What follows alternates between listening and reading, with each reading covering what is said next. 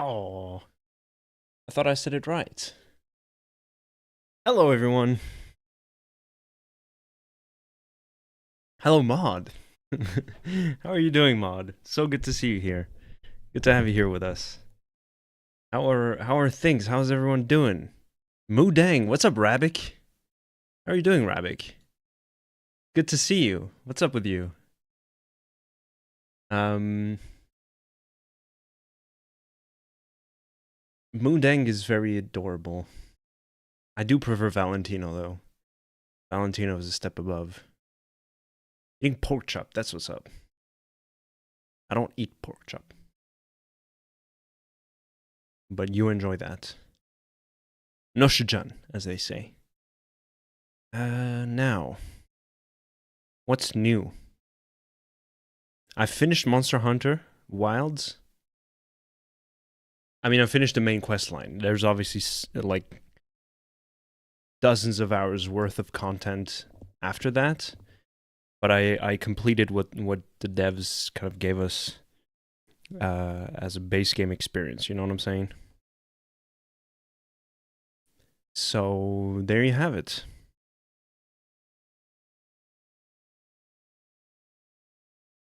Yeah, I have the achievement completed mission Monster Hunter, so that's good enough for me.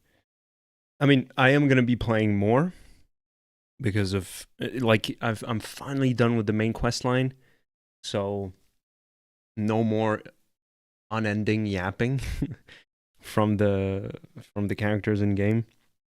A priori, might be unpleasantly surprised, so keep an eye out for that. What? Okay.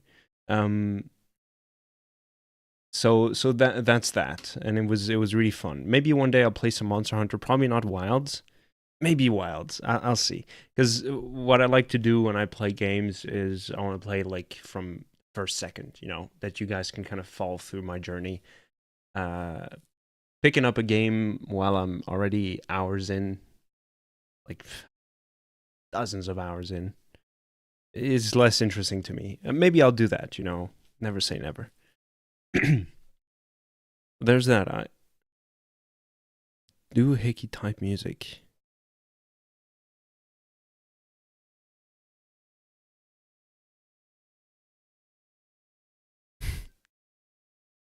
That's what it sounds like when you talk. Okay, so when I look at chat and Rabik is typing stuff, this is what I hear. Bang! Hit it, Joe! Hit it, Rabik!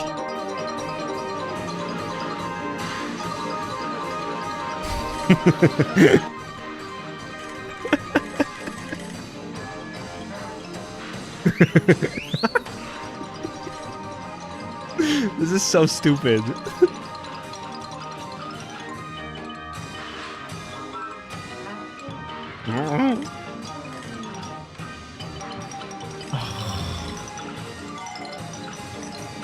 It's ridiculous. Oh, hit it, Joe. Hit it, Ravik. This is ridiculous. Well, there you have it. That's. Oh. Yeah, this is what I typed, so I don't know what you're talking about. Is this what you're talking about?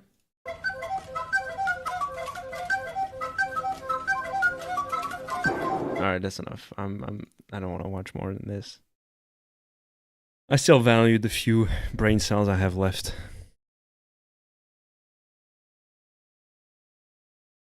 Goofy music. So I love. Hold up, peep this. Someone tuned in. Hold up, let me hide myself. Someone tuned in, saw the doohickey music. Like, all right, I'm out. Come on, get a grip. OBS. Open bullshit. Got him.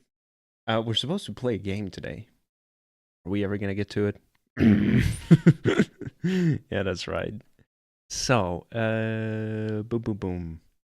Now, since we're done, I'm never gonna play on stream. And never say never, but I won't be playing Kingdom Come Deliverance 2 on Monday. So I've been thinking of what else to do. I've spoken about it. I've spoken about it with Mod, and still unsure. It's like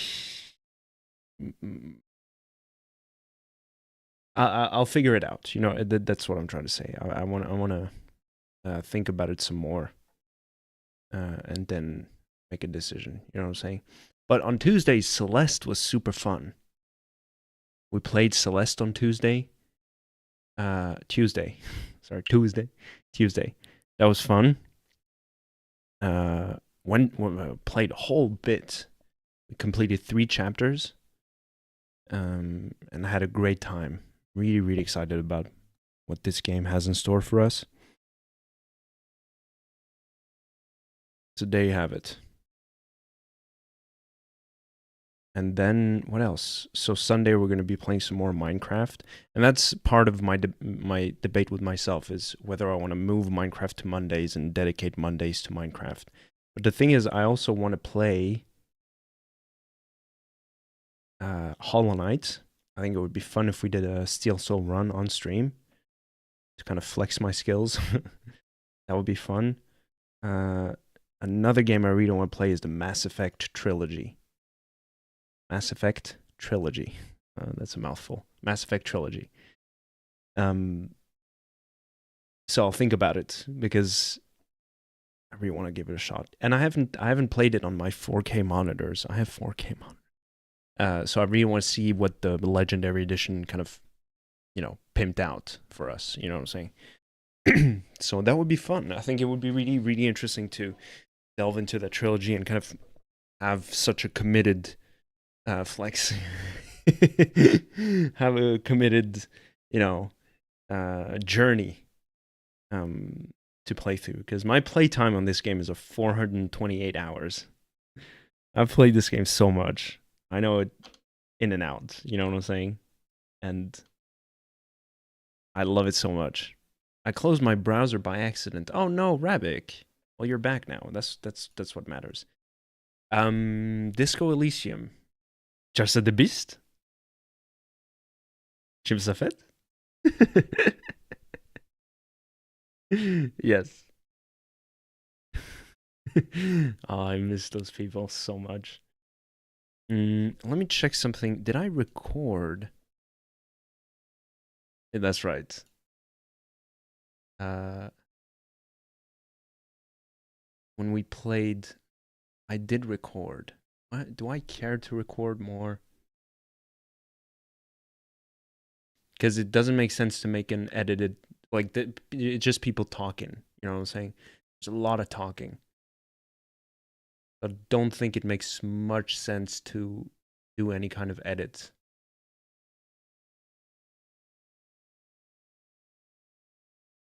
The 12 hours of doohickey type music finally.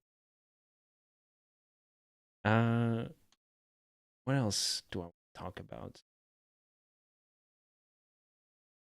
Yeah, so between Minecraft would be a really fun experience to play. The only issue I have is that there's no real endpoint to Minecraft. You can always go back for another stream. And okay, so issue, it's a strange way to phrase it, right? Because on the one hand, I think it's absolutely wonderful to have a game that we can get back to occasionally and kind of play whenever we want. You know what I'm saying? But on the other hand, it's just we're never going to be done with it, and at some point all good things come to an end, and so I'm going to have to call it good at some point. So maybe I kind of fix myself and Minecraft just fill the stream between games. Yeah, something like that, exactly. Yeah. But the other thing is that if the people, because I do this for the people, you know what I'm saying? If the people end up wanting more of Minecraft, who am I to deny what the people want? You know what I'm saying? But you make a good point, Mod. I think that Minecraft is kind of going to pop back up whenever we have an interim phase. Where it's well, we just got done with this game. Poopies. What next? You know what I'm saying? But yeah, Celeste fun stuff. It really made me firmly convinced that after Celeste, we're going to be playing Ori and the Blind Forest and Will of the Wisp. And then we're going to move on to the Mother trilogy. You see what I'm saying? Oh, I just reminded myself of a dream. I was arguing with someone. Terraria is similar to Minecraft, but more chaotic. Yeah. Well, we're going to be playing Minecraft. We probably won't be playing Terraria. I just... Like, Terraria is cool, don't get me wrong. I've played this game since... Let's see. I have it here. It's one of the first game I ever bought on Steam. Can I see... Yeah, I think there's a way to see when you bought a game. And I bought this game in like 2013. Most of y'all weren't even born at that point. Bought Minecraft in 2013. And I've played it on and off since, you know. I got all the achievements on Terraria. That's what's up. 115. That's crazy. But yeah, I don't really care much for Terraria. If I want to play Terraria, I'll play like Starbound because at least we get spaceships. You know, that's fun at least. I don't like the two-dimensional aspect of Terraria because like if I want to play Terraria, I'll just play Minecraft. That's like the three-dimensional better variant of it. Not to say that Terraria is a bad game. I just think that Minecraft is superior to it. But never say never. You know, one day maybe I'll jump into it, play a couple streams just to convince myself that indeed I prefer Minecraft. All right, I'm gonna launch the game. We're gonna jump into it. Boom. Think set up properly.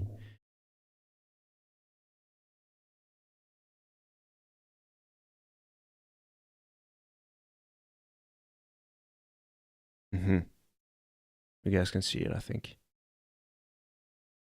Gambled 3 days of my life on fishing. I relate to that. There was a mount on World of Warcraft that I was farming once. It was the Water Strider mount, and you had to get it. You had to fish every single like 100 like.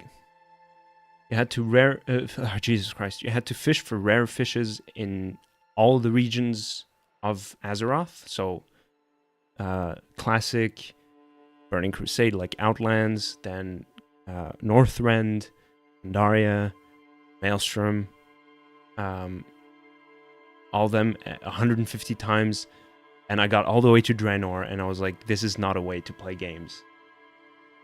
I'm wasting my life right now. I stopped and I never played World of Warcraft since.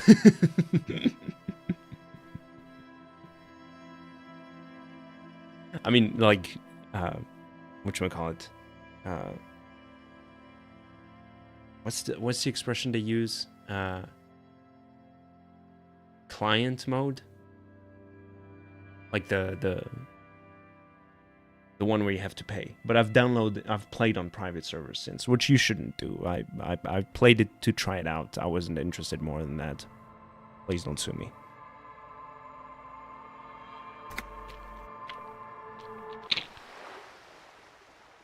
So what now? Last week we spoke to the kids. We spoke to this lady here, who told us about a haunted house. And okay, there's something here. Coin-operated viewer has been banged up and operable. Better mouth your watch around me, boy. Hick. All right, I'm gonna talk to them. What's up? Hear the distant squall of seabirds. The things I've seen and said. Oh. A splatter of bullet holes lines the wall. Interesting. There was someone here. I'll go talk to them.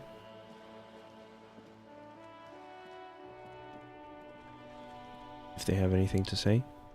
Oh, they're playing pétanque. No shame. Whining about your back every time you bring out the measuring tape. René Arnoux? René, You're a man with a fork in a world of soup. Please, let's just try to enjoy the game. The other alright? one is eating a big sandwich. I'm trying to, but you keep breaking my concentration. You're old. I can see that. We're both old. Now stop grabbing your ass like it's a girl. These manly men are playing balls. This is a ball game. Grab a ball and play it. Don't ask questions. Shoot first. Ask questions never. Yes. Okay. All right. I got this. Ball time. That's the spirit. Don't even waste your breath asking about the game. They wouldn't know anyway. They're way past their prime. Hand-eye coordination medium. I have good odds on this one. Nice.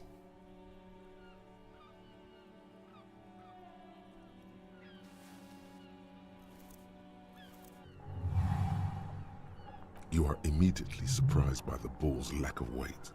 No matter. You'll make it work. That's the spirit. Don't even... Oh, okay. They said that already. Okay.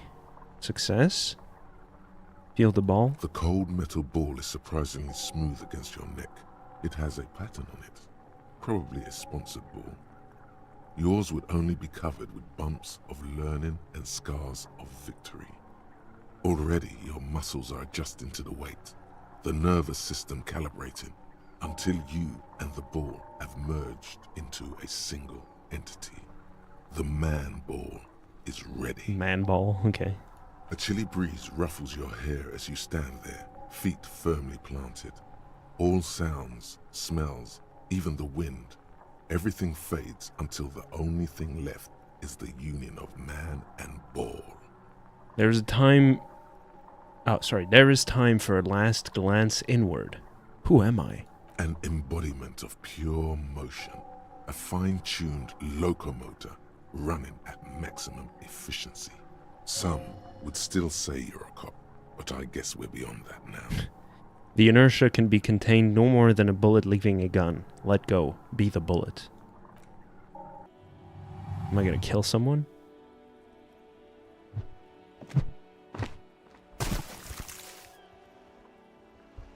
That sounded good. Merde! Bordel de merde! Bordel de merde. What the hell is your problem? Sorry, René. Problem? I don't understand. You vandalized our game, son! He tries to calm himself. Can't play pétanque with 5 bull!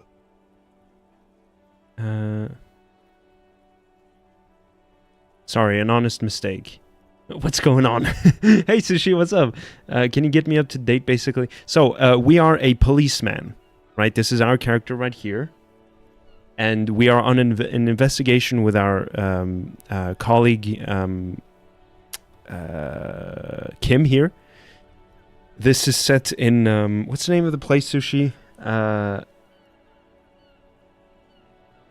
Revachol.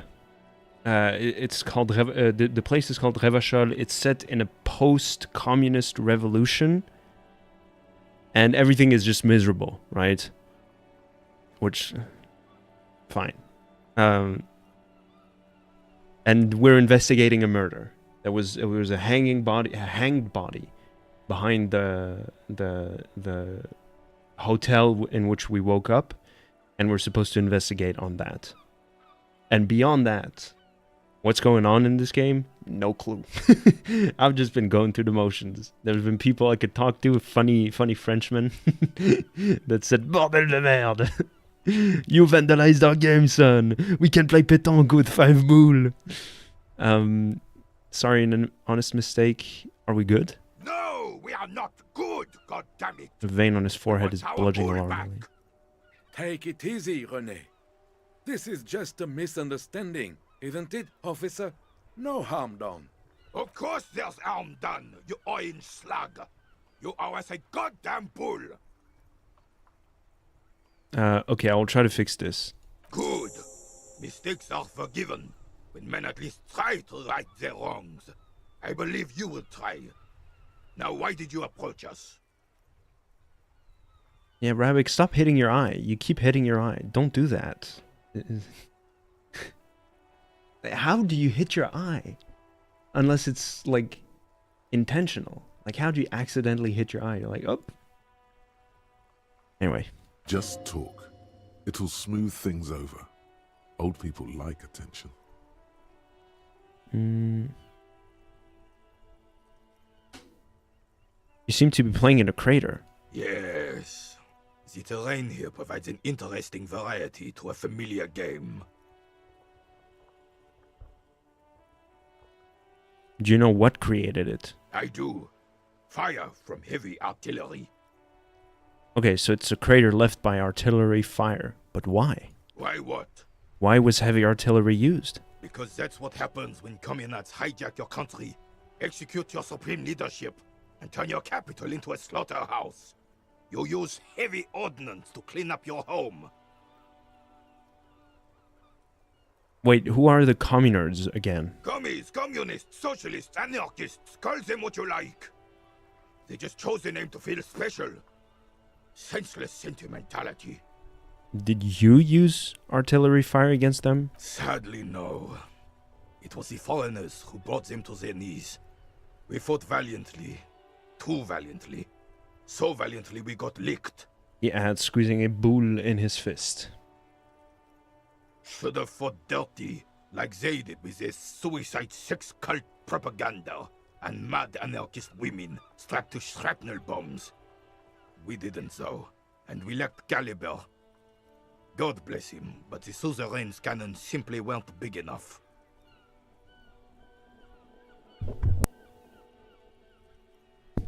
Pardon me?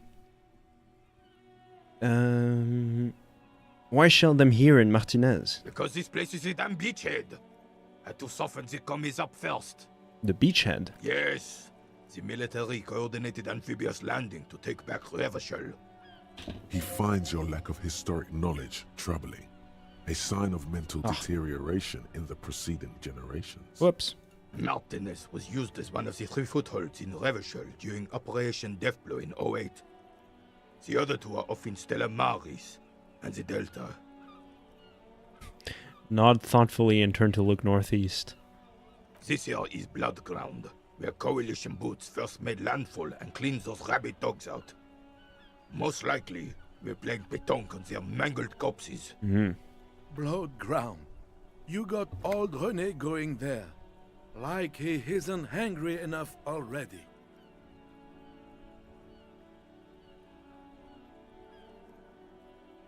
Ah, that explains all the war damage. Damn right, son. They laid the fire of hell on the city before they stormed it. And it worked, too. There's a strange gleam in his eyes. The rest of the city got cleaned up, but Martinez they keep as a monument. And now the Union Socialists are practically running the place. Well, it's your own damn fault. You, we, the coalition, Revachol, whoever you want to blame, never finished the job. Officially, the party never surrendered. Of course they still all influence. You don't even begin to truly understand the players at the table, let alone the specific circumstances surrounding the... What do you think? Thinking men have opinions on these things. Present one. That's how it should be. Soft socialists paving the way for the hard working class to take over. Foreign powers cleaned up our mess and now they rule us. Shake your head in shame. Yeah. Soft socialists paving the way for hard working class to take over. Preposterous! Surely you don't mean it. He frowned. I'm just sorry it had to be them. After 8 years of fighting those commie hyenas, boiling cats for food and drinking my piss in the mountains, I would have preferred if the Right Honorable King Guillaume returned through Revachol. Or even if that damn clan Frissel had risen from the grave and led us. Sadly, that was not the case. This royal failure weighs heavily on him. Instead, all that is just, holy, and beautiful in the world was wiped away, and now it's neon signs with toothpaste ads everywhere. Foreign influence peddling garbage and stupid music on the radio. He sighs. This is just what the commies wanted. This was their plan all along. This is what they wanted to replace the role of the suzerain with. You mentioned Guillaume. A true king in both blood and mind led Revachol before Frissel. He would have been better, but the damn commies drove him into exile. Good. Who was this Frissel? Damn Frissel. Frissel. He was the king we couldn't protect. The Carabineers failed him, and the crown.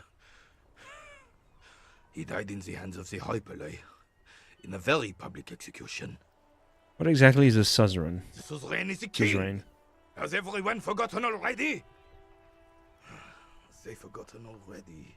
Soon, they will forget everything. Him too. Then he chooses anger over melancholy. Mm-hmm. It's no use talking to you. You were still in Daddy's balls when it happened. When we took our last stand against the filth and rode the cavalry straight into gunfire. Whoops. Yeah. Okay.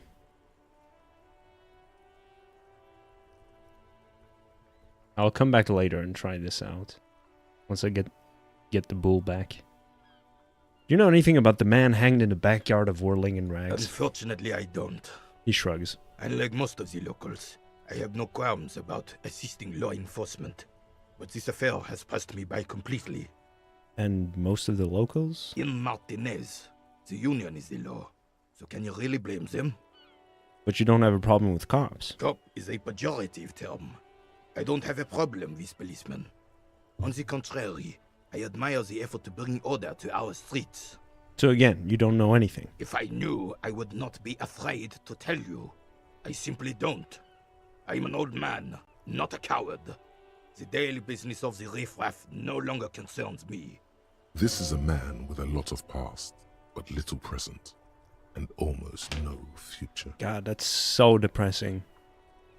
Imagine clinging on to the past because it's all you knew and can't move on. Jesus Christ. That's so sad. Alright, thanks for your time. Not trying the legendary check because I'm gonna fail it, and I don't like failure. An homme boule worthy of a real man. Some great tectonic forces cracked the pavement like an eggshell. Okay, so what else do I gotta do? Track down your gun. Get a reality lowdown. Oh yeah, find a rich person. Sing karaoke. I gotta get back there in the evening. Okay. Get a hold of a sad song on tape.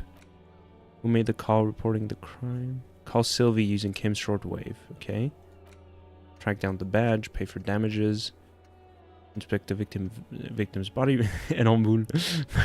Gotta get some ammonia from the gardener or the Fritz store. Make it easier. And open the trash container. Well, I do have the pry bar. I was just thinking maybe I could do this right away with Gert. But maybe I'm gonna just have to use the pry bar. So I'm gonna call, since we're right next to the car, I'm gonna call Sylvie. Right? Does that make sense? Inside, you see a set of steering levers, a radio microphone, a pull-out toolbox, and the soft glow of the fuel preheater gauge. Pick up the radio again. This is Precinct 57. How may I assist you? I need you to connect me to a civilian, a Sylvie. She may have reported a murder. Of course. What is the number, officer? Kim, Gert didn't give you... didn't Gert give you Sylvie's number? Yes, hold on. Her number is 005 1944 298. Continue. Received.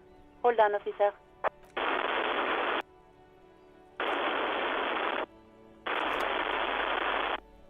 Start slapping a marching rhythm on your thighs. Give it a minute. She might be busy at the moment. Takes a bit to get to the phone. Just wait. Relax.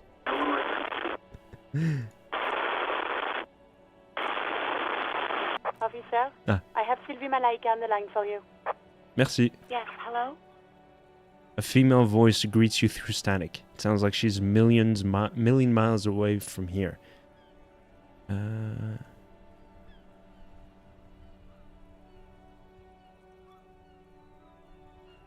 Should I bluff? Oh, this is police calling. I have some questions for you about your last days at work. Oh, right. Hello, officer. What can I do for you? You can hear resentment in her tone. She's not thrilled to be talking to you again. You quit your job at the Whirling Rag. Why? You mean, why did I leave the bar? Honestly, I'm not really comfortable discussing it with you, sir. Wait, why aren't you comfortable discussing it with me? Let's just say I left because I needed to get away from someone. From whom? You know whom. You think you hear a sliver of accusation in her words. Don't be paranoid. Okay. She's obviously talking about someone else, not you. Failure. God damn. It was a godly roll. Jesus Christ. Alright, I won't push you on this. Are you ever gonna go back to work? Maybe, I don't know. I just know I have to take some time off right now. Was it you who called the police? No, not me. But why didn't you call? Didn't a corpse behind your workplace bother you? What? Of course it bothered me. But I thought the union already knew about the corpse. What does this union have to do with anything? No one calls the police. The union would get angry. What do you mean by that? You know, what the union says goes. People listen to them and they take care of their own, which is like everyone here. Garbage.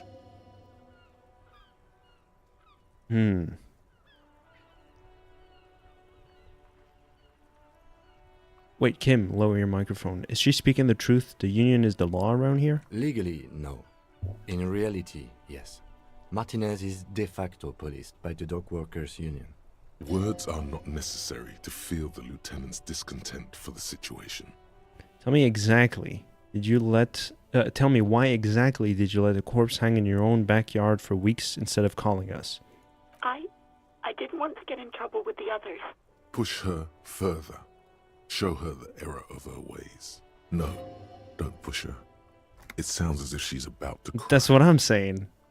Okay, I succeeded on empathy. I see. Don't worry about it. I understand. You do? What else can I do for you? Do you know who made that call? No, sorry. I don't. Not a lot of people have phones around here. Copper thieves take the wires. Oh, yeah. People don't have the money to have the cables put in again. They use the union's phone, or the one on the coast. It was someone else. We'll find them sooner or later, officer. It just might take a while. Okay, next Yeah, question. go on. Have you seen my badge? Yes, I know who you are. You're a police officer. Oh. The law. How did you first learn I'm a police officer? You told me back in the whirling. You told everybody, and so does your badge. I don't need to hear about it anymore. My badge is missing. Have you seen it anywhere? Oh, no, I haven't, sorry. Real policemen have uniforms too, by the way. Where's yours? Oh my god. Kim doesn't have a uniform and he seems real to me. He's in plain clothes, voluntarily. It's different from not knowing where your uniform is. Jesus. There are officers who wear the signature Perseus black uniforms to the highest ranks in the RCM and end up buried in them as well. Others do it more casually. Looks like you're one of them. Okay. Have you seen my gun? Please, no. Not this again. Everyone saw your cool gun, detective. She sounds beyond exacerbated. I showed you my gun? When did it happen? You were trying to impress some people with it. Everyone was eating, and... She stops hesitantly, not sure if she should continue. And what did I do? You were waving it around in everyone's face, begging them to describe it. You said it calms you, and then you started making suicide jokes. It got pretty graphic. Some poor sod was trying to eat his pudding while you were screaming, spit flying, imitating the mercy shot right next to him. Spat some in his food. I don't think he touched it after. Where does, I mean, look at this world. I would love to stay. Okay, I don't know what to say. Me neither. Why would I threaten to kill myself? I mean, look at this world. I would love to stay. There is silence on the other end of the line. I should have killed myself. No, please, no more suicide threats.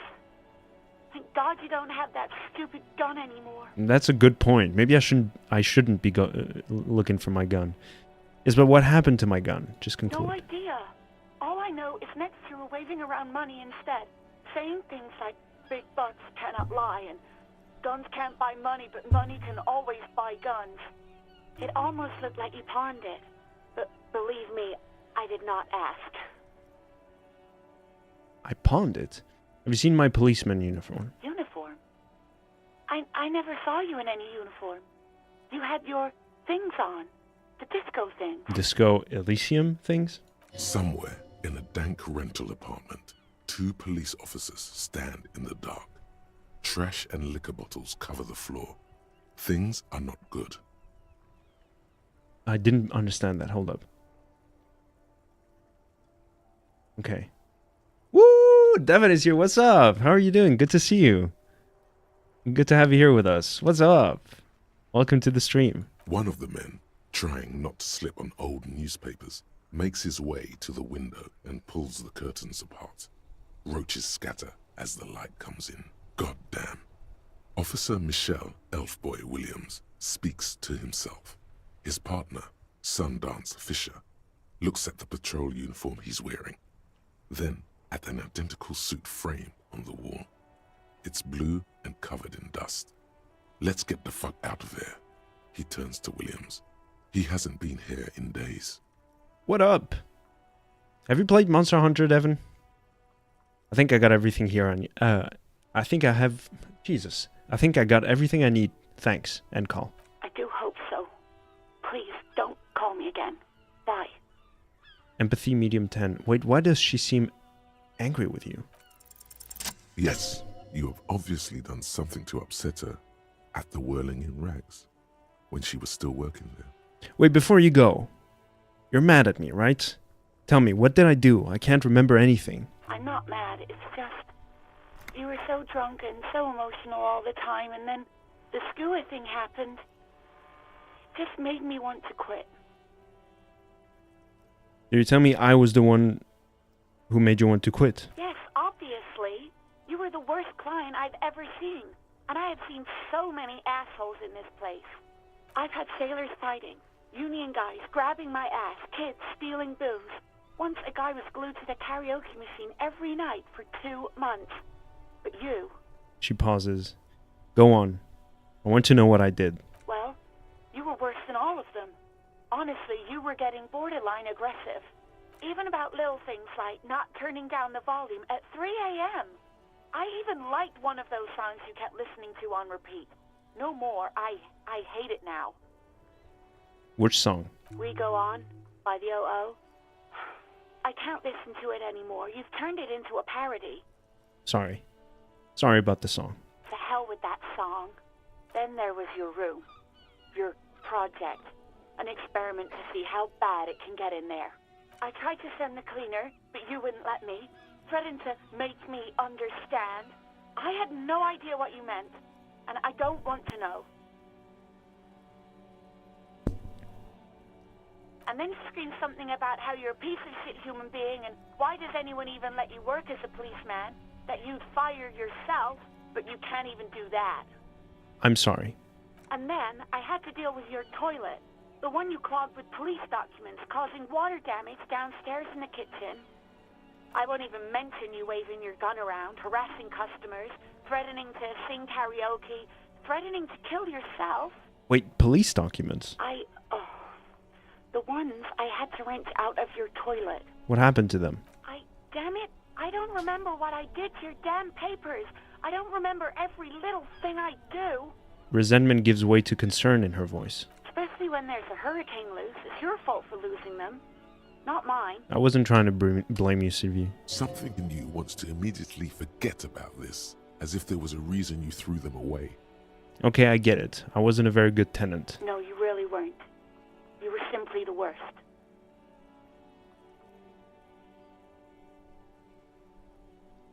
I'm truly sorry for everything, Sylvie. God, I knew I shouldn't have brought it up. Just try not to call me again, and let's pretend it never happened. What skua thing? The stuffed bird. The great skua. Oh, yeah. You threw it against the wall while screaming, "Fuck that bird," and laughing like a maniac. I think you said it had been giving you shit ever since you got there.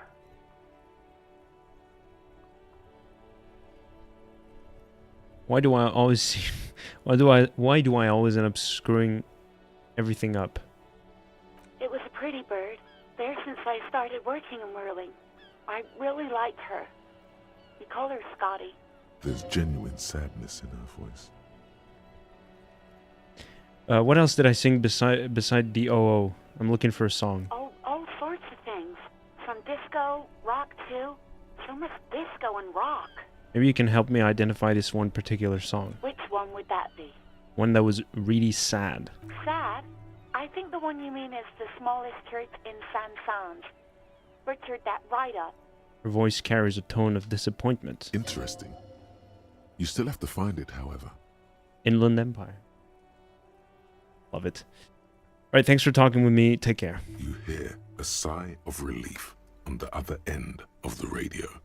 Wordless, the call breaks. Then, the already familiar voice. Anything else I can help you with, officer? I'm done with the radio for now. 57's over and out.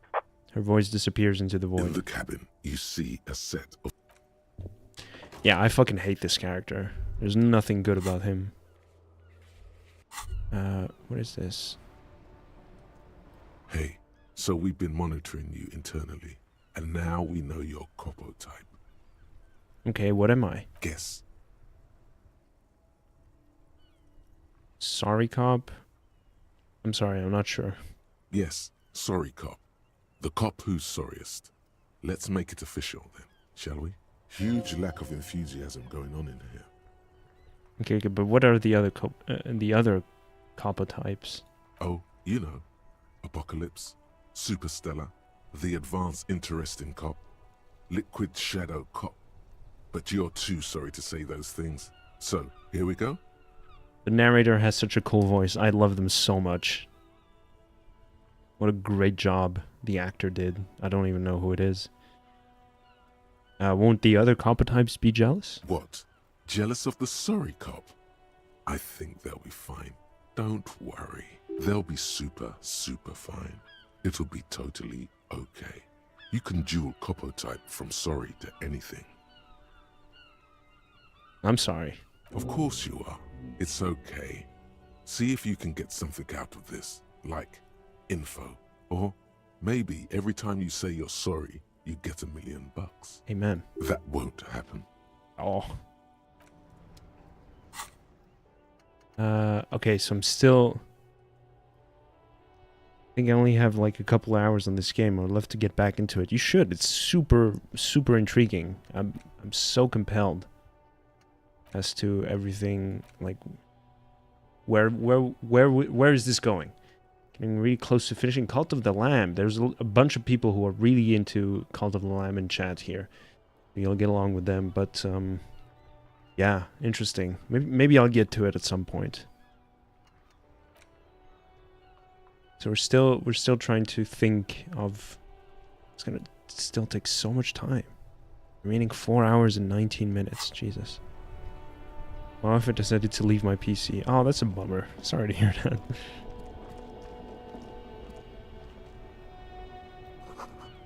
An ancient fountain doesn't pump water anymore. There's a tree in it.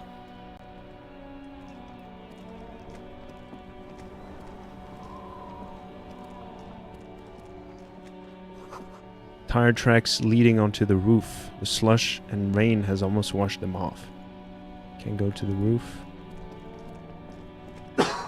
Can go here though. What's in here? Roy's Pawn Shop. Fast cash for faster time. That's what's up. Times. Water lock out of order until Wednesday at 7:15 a.m. What day are we?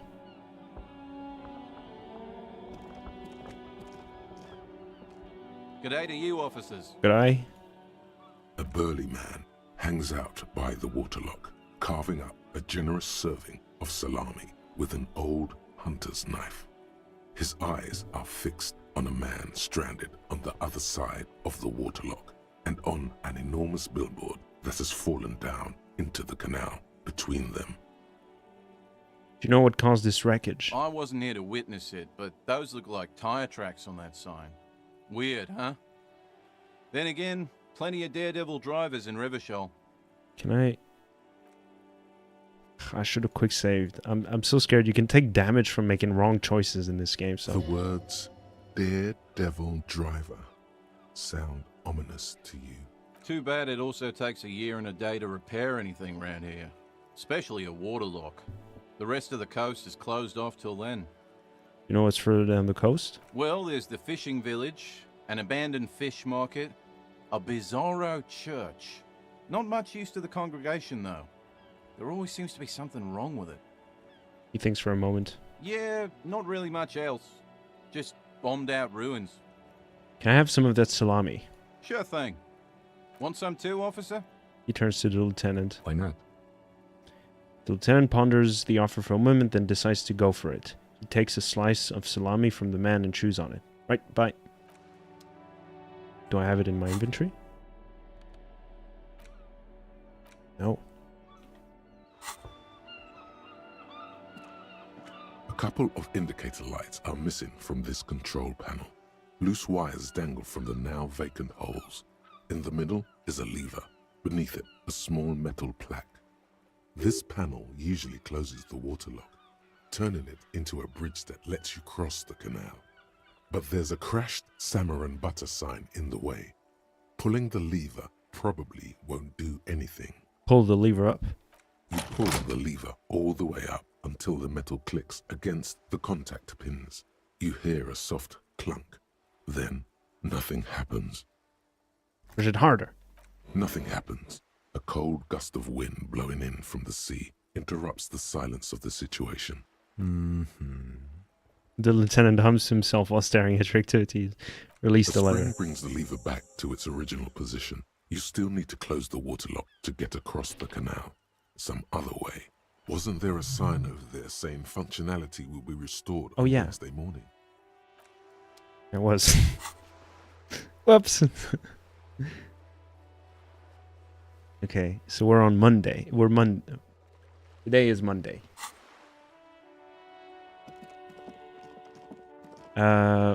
Quick save. I'm paranoid. What's in here? Let's dumpster dive. Fingerless glove plus electrochemistry. Don't mind if I do. Hell yeah. Cigarette stained fingertips. Let's check the pawn shop, shall we? What do you guys think?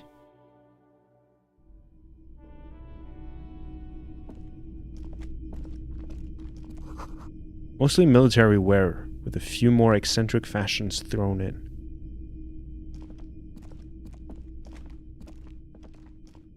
Some kind of machine. An antique cash register? In the dark, a film projector is whirring away. Bust of a woman. The plaque simply says DEI. Okay, woke game. It can't be that DEI, right? What does DEI mean other than woke?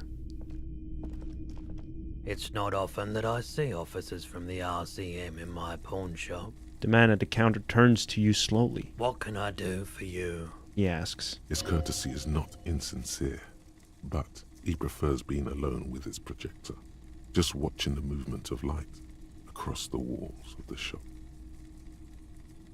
Sorry, I feel like I'm interrupting you. Oh no, not at all. He flashes a smile. I guess I haven't had many customers lately. RCM or otherwise. Who are your customers usually? All kinds of people come through here.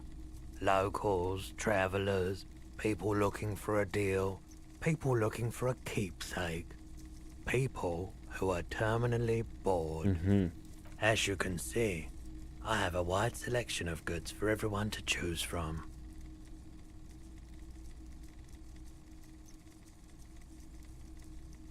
Typical vacuous consumerist objects. It keeps me entertained. He responds, unimpressed with your critique. Entertained?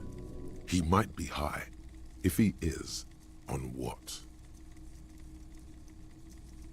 Electrochemistry challenging 12. Is Roy high? And if yes, then what is he on? Okay, he definitely is high. Whatever it is, you've probably done it, and many other things besides. But you can't cut through the jumble of sensations to get to the answer. Right. A guarded man like him wouldn't tell you if you asked out loud. You might be able to aid our investigation. I doubt it, but I can try and answer any questions you may have. Know anything about the recent hanging? I do my best to keep my distance from all manner of butchery. Bad for business. Bad for everyone. Actually, that's all I've got. The pawnbroker's gaze is already fixed on the dancing colors. By the way, do you happen to have any guns like the one carried by cops? Someone else came here earlier today asking the same question. I promptly sold her the gun you pawned a couple days back. Sylvie? The lieutenant shifts from one foot to another, alert. Was the buyer a policeman too? She didn't seem like a policeman, although she kept referring to herself as a pig, which was odd. I found her interest in the gun a bit obsessive, but I was just happy to get rid of it, and of her. Truth be told, she was terrifying. Right, so let me get this right. You sold your sidearm, issued by the citizens' militia, and now a civilian is running around the streets of Martinez with it? Whoops. Miraculously, his face does not reveal what's happening inside.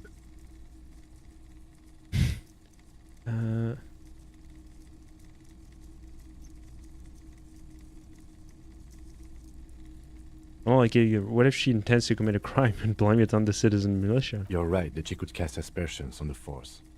We have to find her. Any idea where I can find this buyer? My apologies, officer, but I have no idea where she was coming from or where she went. Where'd you come from? Where did you go? Where did you come from? God, Nigel. A needle in a haystack. There is nothing you can do about it now. You'll just have to hope you luck upon her somehow. Wait, I sold you my gun? You... With Kim here too. That just sounded really, really bad. You were adamant about getting rid of it, officer. Said you were undeserving of a service weapon of the Revachol Citizens Militia. And I don't like keeping guns around the shop for long. Off-the-charts photon emissions. The unhealthy kind. He's not telling you the whole story. It seems he's trying to spare you. I feel like there's something you're not telling me. You weren't quiet yourself, officer. What was I like? You were very distraught. You said the gun was a threat to your life and that you can't trust yourself with it tonight. And that you need the money. When I said that I don't normally buy firearms, you put the gun barrel in your mouth and sort of sucked on it. Then I agreed to take it.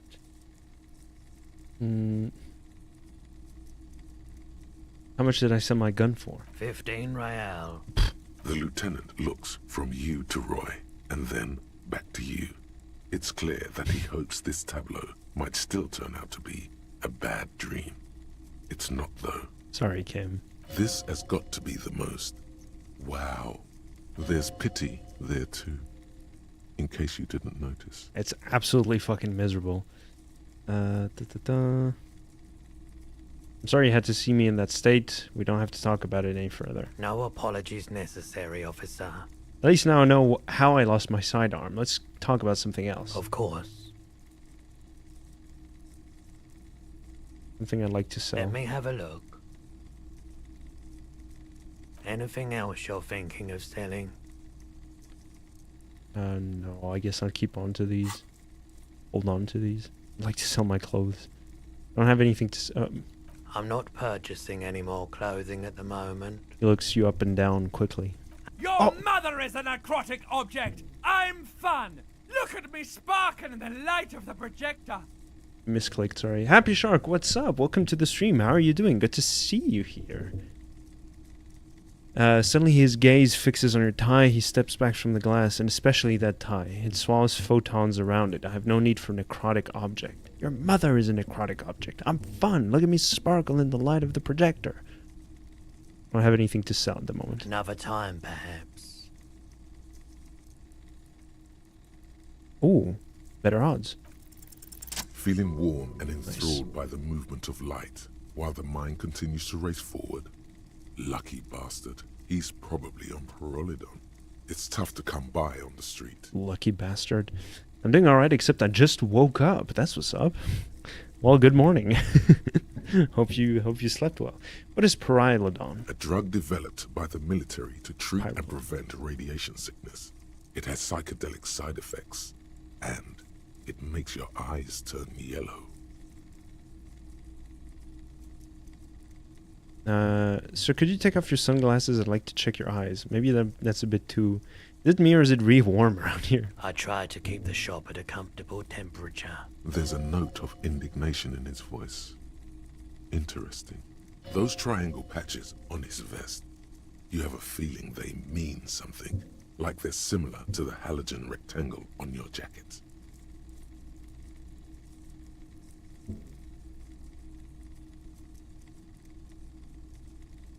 What's the triangles on your vest? I was with the Emergency Relief Brigade.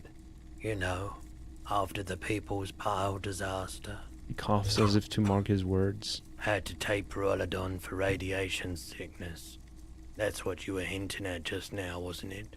I'm entirely lost on what's happening. Yeah, so this game, there's no straightforward way to explain exactly what's going on. But basically, we're a cop. We're the one with the green jacket here.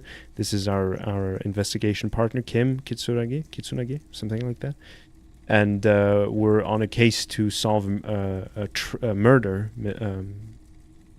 We're on a murder investigation. And when the game began, we woke up in a hotel not far from here. And we have absolutely no memory of what happened the night before or any day before that. We're just like completely, you know.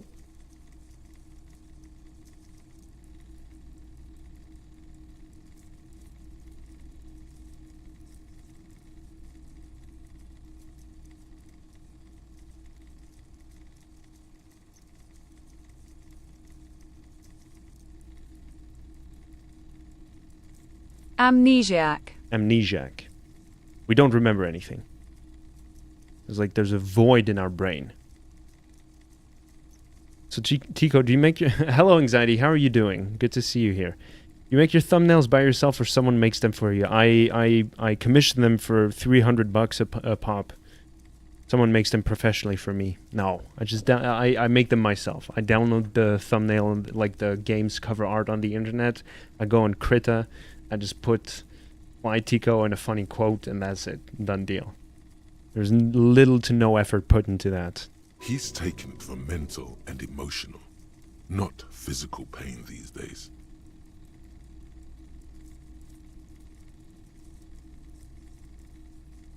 Tell me more about this emergency relief brigade you were a part of. We were an all-volunteer force, self-organized, tried to help the fire brigades contain the spill. I lived by the river since I was a small boy. The Esperance didn't have the art to let it all go to shit without trying to do something to help out. There wasn't much the volunteer force could do, however. We wasted years in the river mud, years getting sick.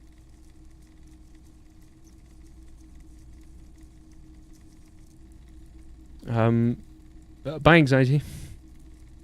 Showed up to ask this question. Today's fried him like bacon. Yeah. Fuck cops.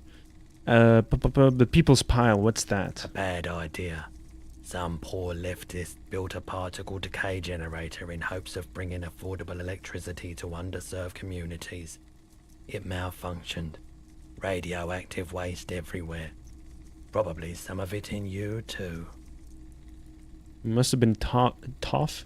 Must have been tough. A radioactive cleanup. There's a reason why everyone's tried to forget any of it ever happened. And why no one has tried to repair or replace the pile. So much disappointment. And early deaths. Cancer mostly. And we knew all that was coming, even as we were cleaning up as best we could. Whose fault was it that the generator failed? No one's. Everyone's. He sighs and shakes his head. So much bitterness. A bunch of poor people built themselves a primitive nuclear reactor, hoping for the best. What do you think is going to happen? How'd you end up running a pawn shop? The cleanup happened 15 years ago. I was young then. Later, my second aunt died. Left me this shack and all the assorted junk in it. So I came to Martinez. People told me don't go there. It's a shithole. I said, people, we just had a nuclear pile meltdown. I'm gonna get as far away from Forburg as I can. Still in the same city, but... He shrugs. Thank you for telling me. I Conclude. like the theory more than the story. Outward movement, not vortices. Yeah, you gotta get in on those vortices, my man. Care to share your pyrolidon with me? Have you tried it before? It's almost like he's worried for you. The lieutenant steps away, pretending to admire some of the knickknacks on display. Go ahead then, he thinks. As long as you can walk straight, I don't care. Hey, you came up in my recommended. I'm gonna hit the 3 dots and hit don't recommend challenge. That's what's up. Thanks for hanging out, Ben. That's wonderful of you to say that. Oh. I'm wasting your time doing this. Okay, so, tried it, liked it. I've tried it once and I liked it. Here you go, man. He presents a large cap-shaped object in the palm of his hand. Very odd looking. Yes, darling. That's the coalition government ordained pyrolidon. Straight into your gut. Not so sure about this. Why wouldn't I be sure? Because it's an anti-radiation drug, and you're a cop. Not a post-apocalyptic scavenger. What should I do? I don't want to take it. Sounds fun, though. Of course. I have other business to take care of now. Leave. Tools. Oh, it'll kill me if I use it. Whoops. Okay. How do I leave?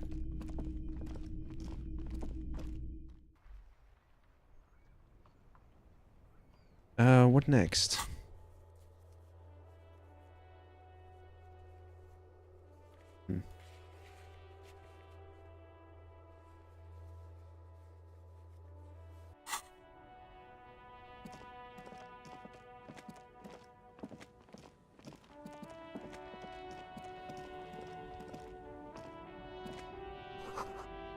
A helpline to the company that controls the drawbridge. Hot air rises from the sewer, sour, acidic, and strangely comforting.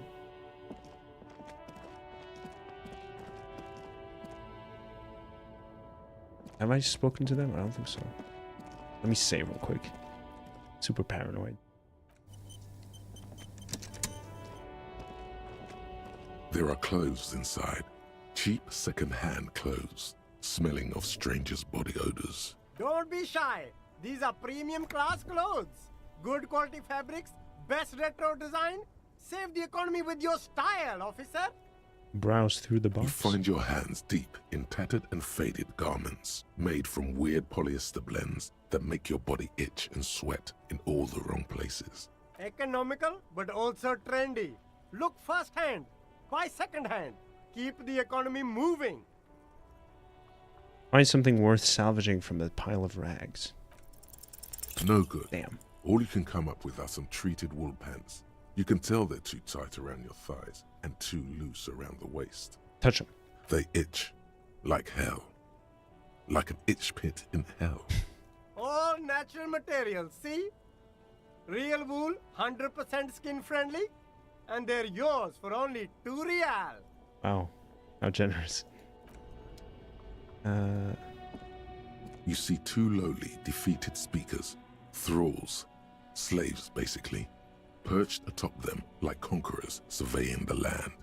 A pair of found, durable wear sneakers, Ultra Series. I can see you with taste for luxury, officer. Can't keep your eyes off those sneakers? Inspect the sneakers or speakers? Sneakers. A pair of found Ultras. The design is impossibly sleek and simple. A futuristic silhouette with a sleek monochrome colorway, a jet black upper, and a silver-lined midsole.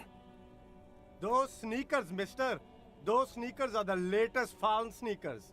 Super air, super fine, super cool. 50. Only 50 real. Only? That's madness. I need those fallen sneakers. Okay.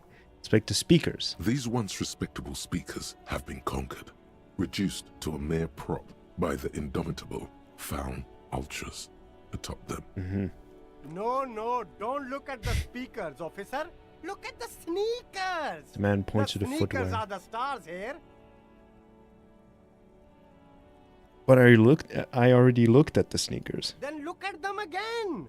These are the premium lifestyle sneakers, officer. Can I buy? Best on the market. Can I just buy the sad conquered Samurai instead? No way, officer. These aren't for sale. They're bad speakers. Low-fi socialist junk. Welcome back, Happy Shark. Da-da-da.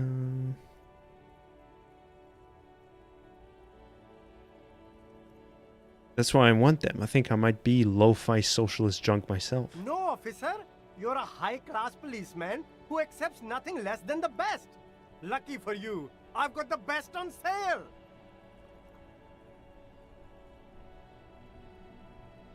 You don't know what I am. I don't even know myself.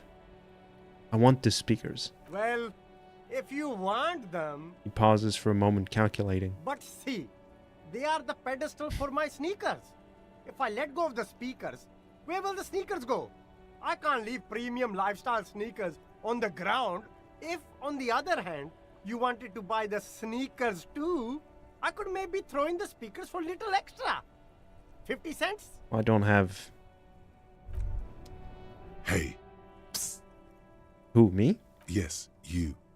Word on the street is you're ready to start building communism again.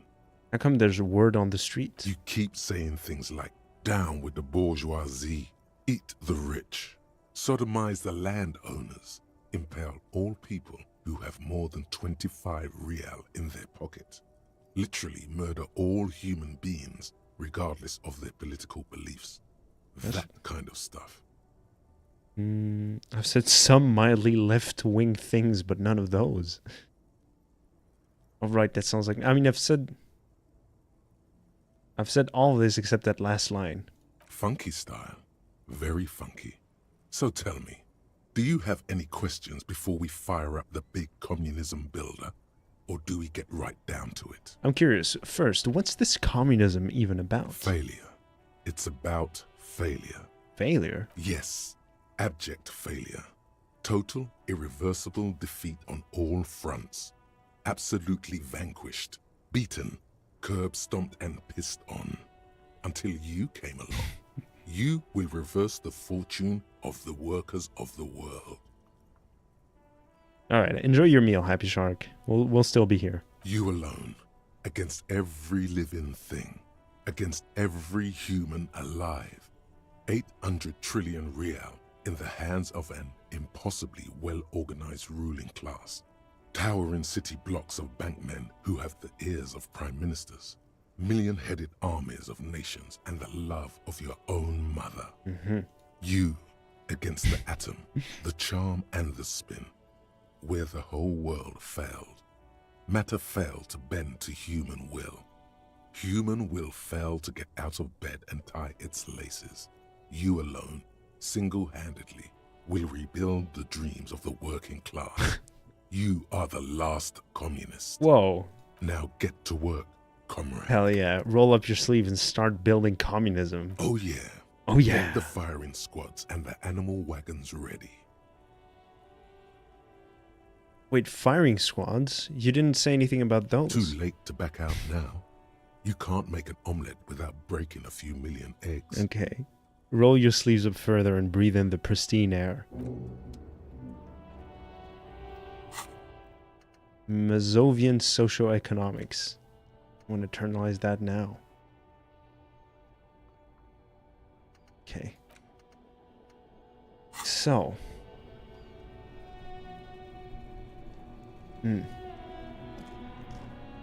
There's a pile of cheap sunglasses in a small box. A variety of shapes and colors. You like sunglasses, officer? I've got the latest styles right here. The vendor takes a pair of sunglasses and sticks them under your nose. Rummage through the box. These are all boring. Boring third-rate ho-hum sunglasses made of cheap Syrahese plastic. The kind of plastic that melts in the sun.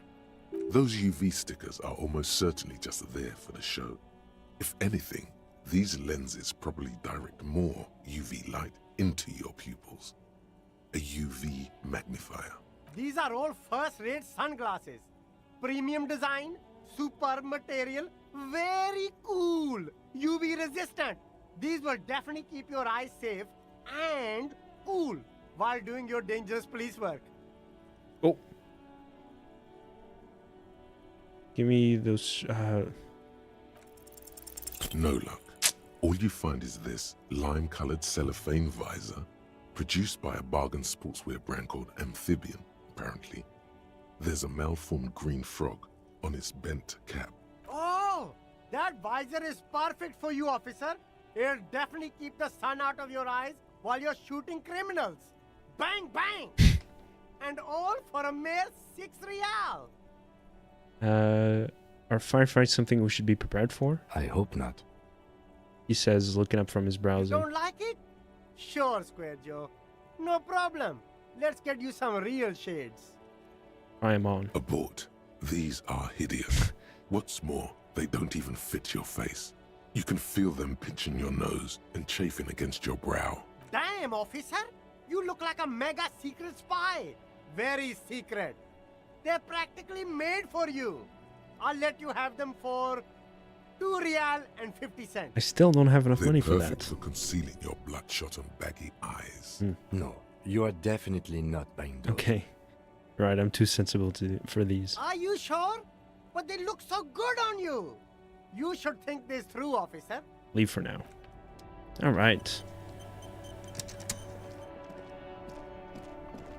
Moving on. We'll figure it out. Can I go further this way?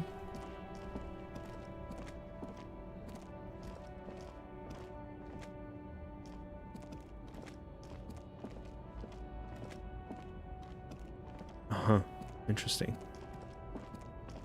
The whole hidden bit here now. A bold slogan Humanox covers the truck. An old monument stands in the middle of the traffic island, pointing toward the sea. It looks as if it's been reassembled piece by piece, secured and mounted in the air with the aid of numerous ropes and rods. Who is this? A silver plaque on the statue's pedestal reads, "I am Philip III, the Squanderer, the greatest of the Philippian kings of Revachol, son of Philip II, the opulent, father of Philip IV, the insane." Not a good track record of mental health in that family. What did this king do? Even by the standards of the Philippian kings, old sumptuous Philip was known for his profligacy. In what way? Well, he blew through Welcome the back. whole national treasury, starting the decline of one of the penultimate century's greatest superpowers, the suzerain of Revachol. His own maladministration foreshadowed the fall of the monarchy. During the anti-centennial revolution, an end to his family line and the monarchy on the Insulindian Isola. How did he manage to blow through the entire national treasure? Stories have it that he had his bedroom converted into a treasure chamber, where he stored unfathomable wealth. Krugerrands, bars of gold, ornate weaponry, armor, and various chalices. He called it the Sol Aurum. It was obscene. There were whispers he slept on a huge pile of gold-dipped feathers, like some obese dragon, instead of a bed, like a normal person. The man certainly knew how to live. Yes. A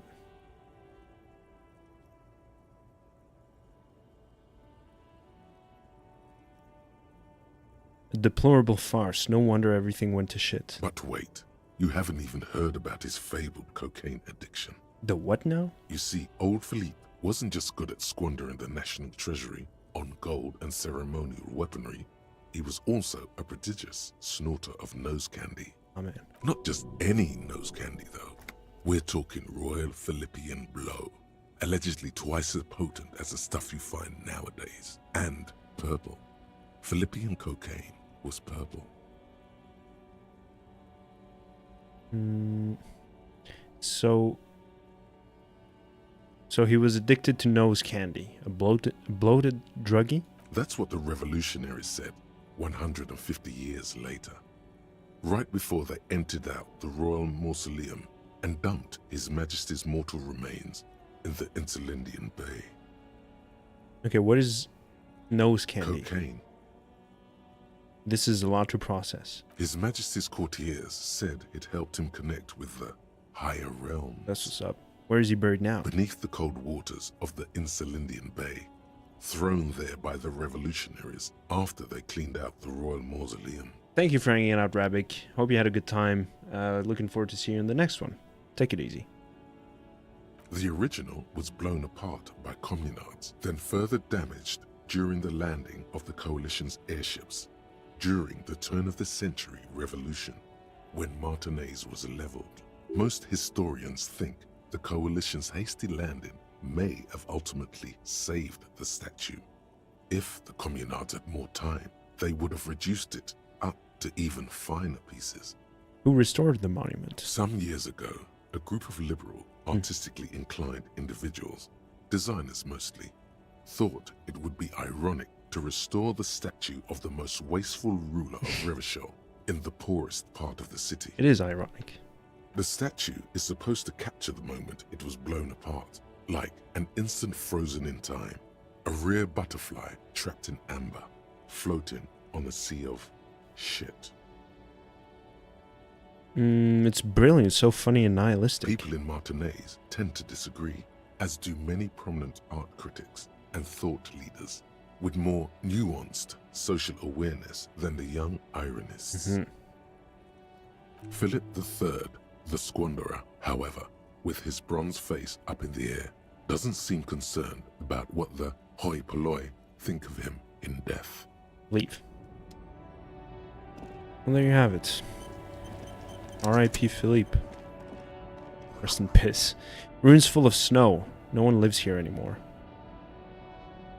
Ooh. Loot? White tank top, physical instruments. Can I wear it? Hell yeah. Oh, there we go. Look absolutely awful. Okay. Oh, nice. Swimming in gold. Can soon pay my debt back. Okay. Hello. The small, wrinkled woman does not greet you. She nods along to something on her radio. A photograph is clutched in her hands, and there is a warm smile on her face. The photo, an ambrotype from the turn of the century, as golden as her smile. It's the warmth of a winter night's fire. Maybe she could give you comfort and shelter, some cigarettes and food money. Maybe she's your... Grandma? Nothing. Her smile just keeps widening. Her hair is grey like lead. Excuse me, ma'am. I'd like to ask you some questions. Wait, The lieutenant stops before you can snap. she's just a distracted old woman. Better to leave her alone. Oh, I didn't want to click the snap. If you say so. The woman still has no response. Wherever this woman is, your words fail to reach her. Yeah. That was a misclick. I didn't mean to Click the snap in front of her face. Whoops. A foreign car, kept in good condition. Oh, Montreal. What's up, Turkish gasser? How are you doing? Good to see you. Oh. There we go. Jeez. The lorries probably stored fuel here. Now they store booze. Okay, I can talk to this person here. Oh, Montreal over there. There's someone up there.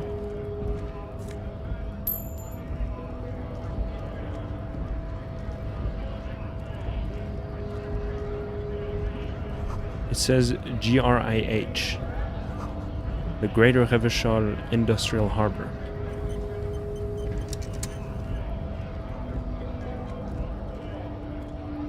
I guess we can talk to him.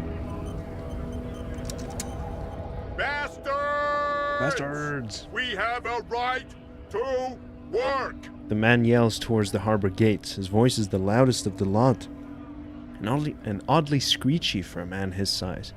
What's going on here? Hold up and stay frosty, everyone. Cops are here. The broad-shouldered alpha male turns to you. He's a full head taller than everybody else here. You here to fuck with us? Beat the honest worker down? No. Why should I? We're here to fight for a cause. Stripes usually have problems with people who have causes. Okay, then I'm thinking no. Good. We're fighting for a cause here. Right to work! Right to work! Besides, we're not that different. It helps if people see us talking, cops and strikebreakers together. Shows authorities are on our side. Builds confidence. What kind of cause are we talking about? Rights of people. Rights of workers. To have gainful employment. To make a salary. And feed their families. I don't think I've chosen any side yet. Might be time. Don't let the fat bastards tread on you. Cops tend to side with the higher-ups, but you're essentially still workers. I don't trust cops, but I can see you understand the right to work! Right to work! I have questions for you. Maybe you should ask them the questions, like why we're not allowed to make a living here. Shame on you! We have families to feed, you piece of shit. He points at his finger at the man sitting on the railing. So do we, Scott. Call me mañana. The loitering man hollers in return.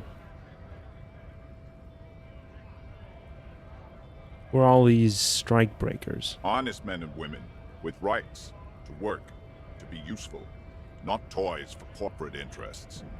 The man runs a hand through his steadily graying military haircut. We came here to help the harbor run smoothly in time of crisis. If union fucks don't want work, they ought to let in those who do want work. I have a question. Why do all these men follow your leadership? You think they follow because I'm big and loud? No. They follow the rules of the market, the rules of the economy, because they were given a job to do! What exactly is your goal here? We were promised work. We'd be in there, working, if the bastards hadn't shut the gates. And you are unable to breach the entrance. Main gate's locked. Would take heavy ordnance to bust it open. Could try to get in through the secretary's office. Door's locked. The guard's blocking the way to the access panel. And I don't mean the scrawny mess punk either. I mean head measurer. Or whatever he is. Have you considered storming in, like all of you? Why don't you go arrest them instead? I'm sure they've done plenty of criminal shit. They have that look. It would be better for the neighborhood if you went home, at least for now, if you can't get in anyway. No! They will give up eventually. Or get drunk. Leave the button unguarded. Then we charge. The man rubs his jaw, a perfectly lightly bearded square wedge. I want to get into the harbor too. Have fun. Union shits are on full strike. Don't think they're going to let you through the gates. You trying to meet their fat boss?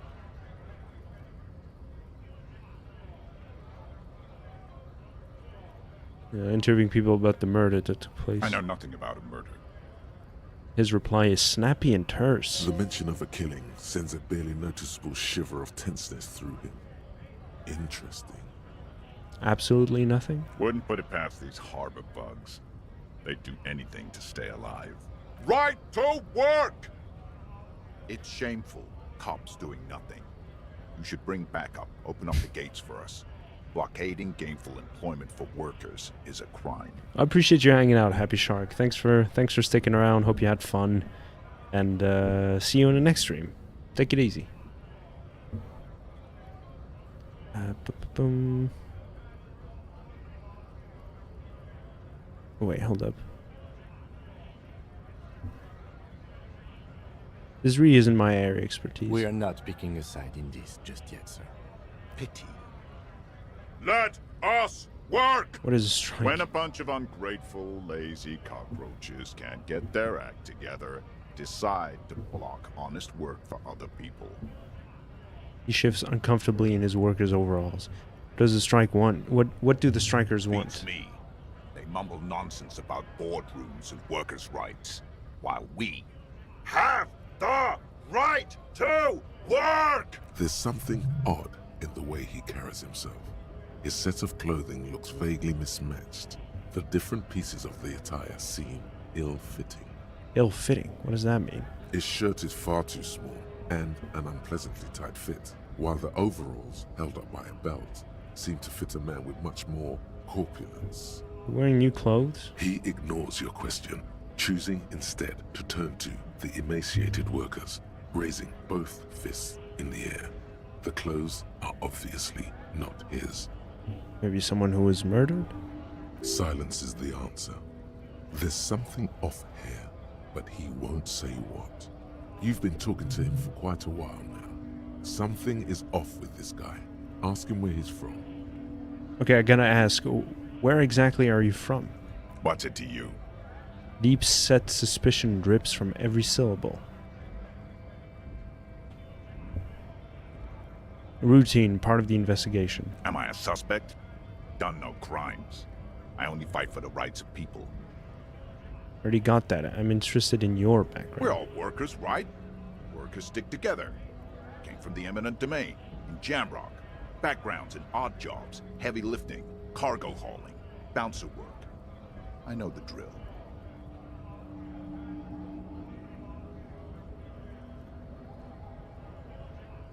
A bouncer where I frequented a lot of bars. Maybe it's one I know. Worked at Territorial. Ring a bell?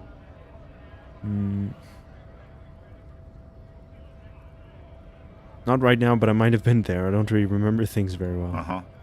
It was a long time ago.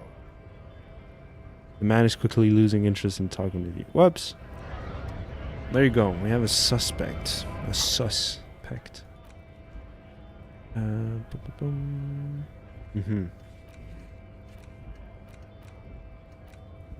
Well, okay, so there's someone to talk to up there.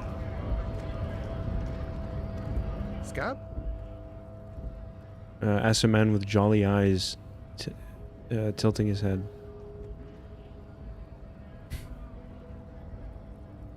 I'm not a scab, I'm a cop. I was just messing with you.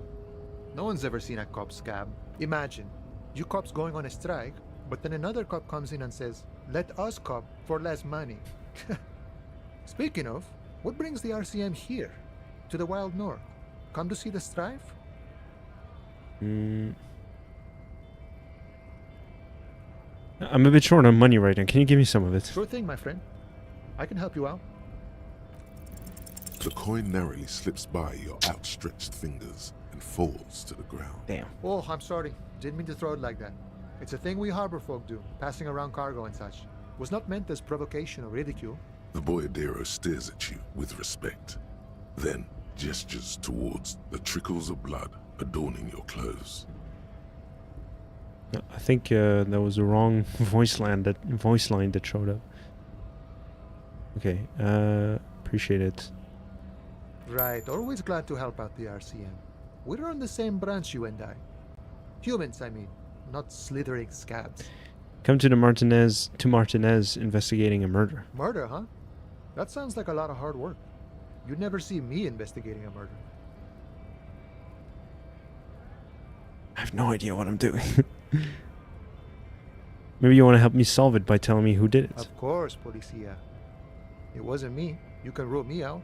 Easier that way. Should we? He's nice. I don't like nice. He didn't do it. It's the truth. Oh. What's the strike about anyway? You know, serious business. I'm sure the big boss will be glad to tell you. You'll have to ask him first. He's a chatty guy. Wants to talk about the strike. Return once you've met the union boss and are on a better footing with the organization. I need to know what's behind these gates. I'm exploring. My friend, I respect the right to roam. The open range awaits. He gazes over the roundabout with a glint of longing. Does it mean you can let me through the gate? I don't operate in that capacity. I'm not a granter of passage. He takes a swig and The points. passage grants itself. Takes a swig and points up the stairs with his flask. Beneath the jolliness, he suddenly seems doubtful. That's simple. I just walk in. Aye. Walk right past Measurehead and go in. Past Measurehead. Yeah, the 2.5 meter tall Semini supremacist there. Uh-huh. Walk right past him. Right. Then press the button to unlock the door. Uh-huh. Then go past him again. Okay. And you enter the arbor through the office. Está. For some reason, it doesn't seem like it's going to be that easy. Don't worry, I'm sure it's not completely impossible. For example, you could best Measurehead in a physical confrontation. Probably not. Or you could convert to a Semini supremacist worldview. Or, maybe it actually is completely impossible. Has anyone here ever bested him in a physical confrontation? Not yet, no. He's incredibly strong.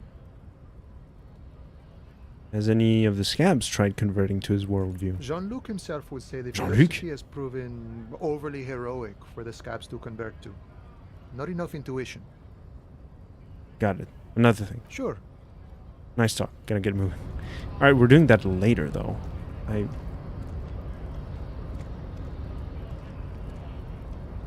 That's the office, I'm guessing.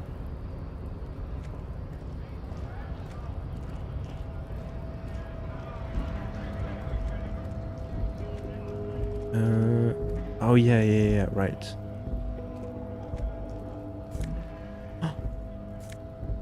Magnesium, that's what's up. That's the shop. I'm looking for something in here. Melancholy pop song plays on the radio.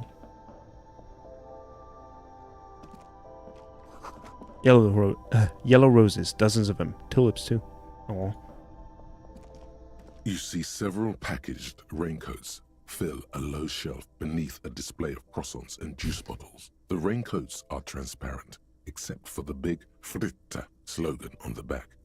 What's that? Point to the raincoat. What is what? The girl leans in. It's a raincoat.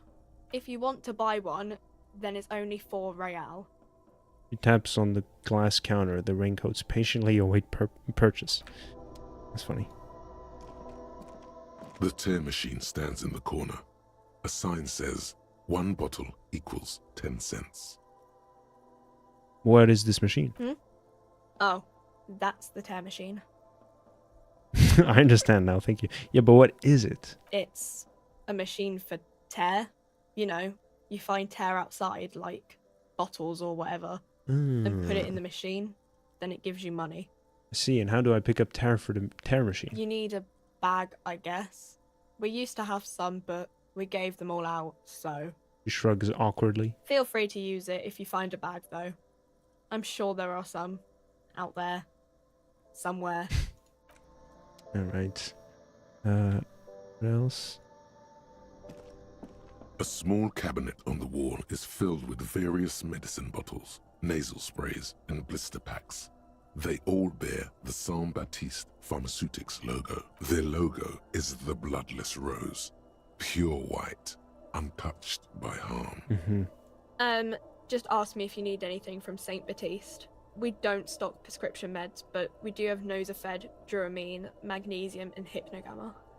What do those products do? I don't know. Let's see. Nosafed is a nasal spray. Duramine is a really good painkiller. Magnesium is a dietary supplement. Hypnogamma is... She stops. Hi, Axelotion. Welcome to the stream. Good to have you here with us. How are you doing? I don't really know what Hypnogamma is. I guess it makes you feel less shit. It's recommended to use after lots of partying, studying, or exercising. Can you be a little more specific? No. Sorry. I'm not like a doctor or anything. Nosafed heals +1 health. Duramine heals +3 health. Magnesium heals +1 morale. Hypnogamma heals +3 morale. I guess I have enough money for Nosafed, but not just yet. What is that? A colorful display of cigarettes and alcohol bottles lined the shop wall, inviting you closer. There, in that dark green glass, all in vain. The great flowing river of warmth, wine, alcohol, beer, alcohol, love, alcohol. Bad, actually, I got a fever, sadly. That sucks. What happened to you? That's so awful. Maybe the worst feeling you can...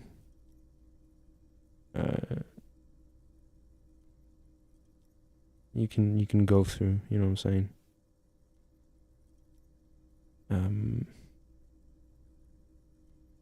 This is not a good place for a recovering addict. Boom. Guess not, no. Good thing you're an unrecoverable alcoholic then. I'm obliged to inform you that both alcohol and cigarettes damage your health. But I guess you already know that. Don't ask. Don't look. Don't do anything here. Just go away. Get back to work. Please tell me more about these products.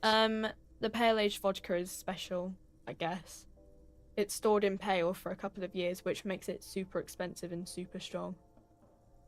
What is pale? You know. She shrugs, uninterested in explaining it further. Don't worry your pretty little head about it. Let's concentrate on what's important here. Okay, what will consuming this stuff do to my body? I mean, I already said it'd hurt you. I don't know what else they do. Substances give powerful bonuses to your main stats at the cost of damage to your health or morale. Cigarettes raise your intellect while damaging your health. Alcohol raises physique while damaging your morale. That's right. Cigarettes do raise intellect. No, don't smoke, people. Use medication, like Nosafed and Magnesium, to counteract the negative effects of substances. Note: consuming substances can have unforeseen consequences for you. Gotcha. What about you? Enjoying the game? I am. It's very interesting. I mean, it's a lot of talking. There's a lot of text. So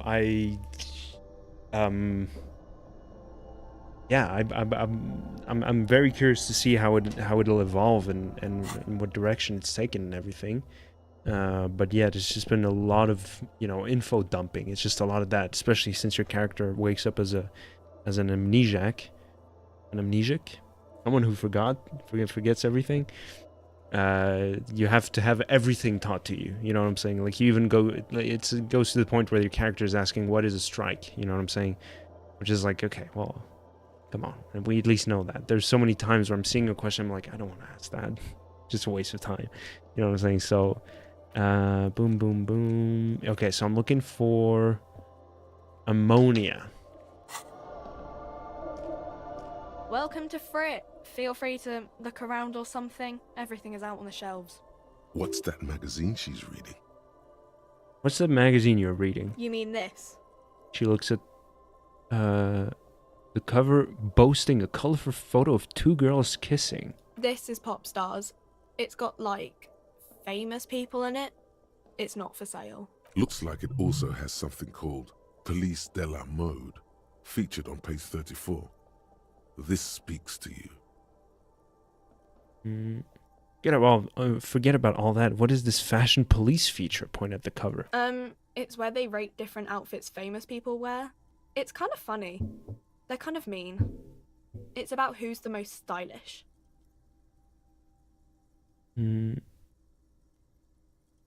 So you were asking what a vending machine is. Definitely a lot of text. Yeah, I mean, if you know, just listening to, because it's not like this is one thing I like about this game, right? Like, it's not just text. At least it's text, but written in a very like smart way, not in like, oh, it's intelligent and very you know, intellectual or anything. But it's a really they twisted descriptions in a very interesting way. You know what I'm saying? I very much like that so far. It's very very European in that sense, for lack of better description. You know, just like how everything is just like it kind of borders on, like, it's arrogant. You know what I'm saying? It's just like, it's a vending machine, not a container of this and that. Like, this is, I'm being hyperbolic right now. It wasn't the case for the vending machine here, but yeah, it's obviously like they had a lot of ideas of how to describe things, and they just wanted to give it all. You know what I'm saying? Like right now, if we go into chat history, there's all this. I mean, okay, we just started, so it's not that much. Whoops.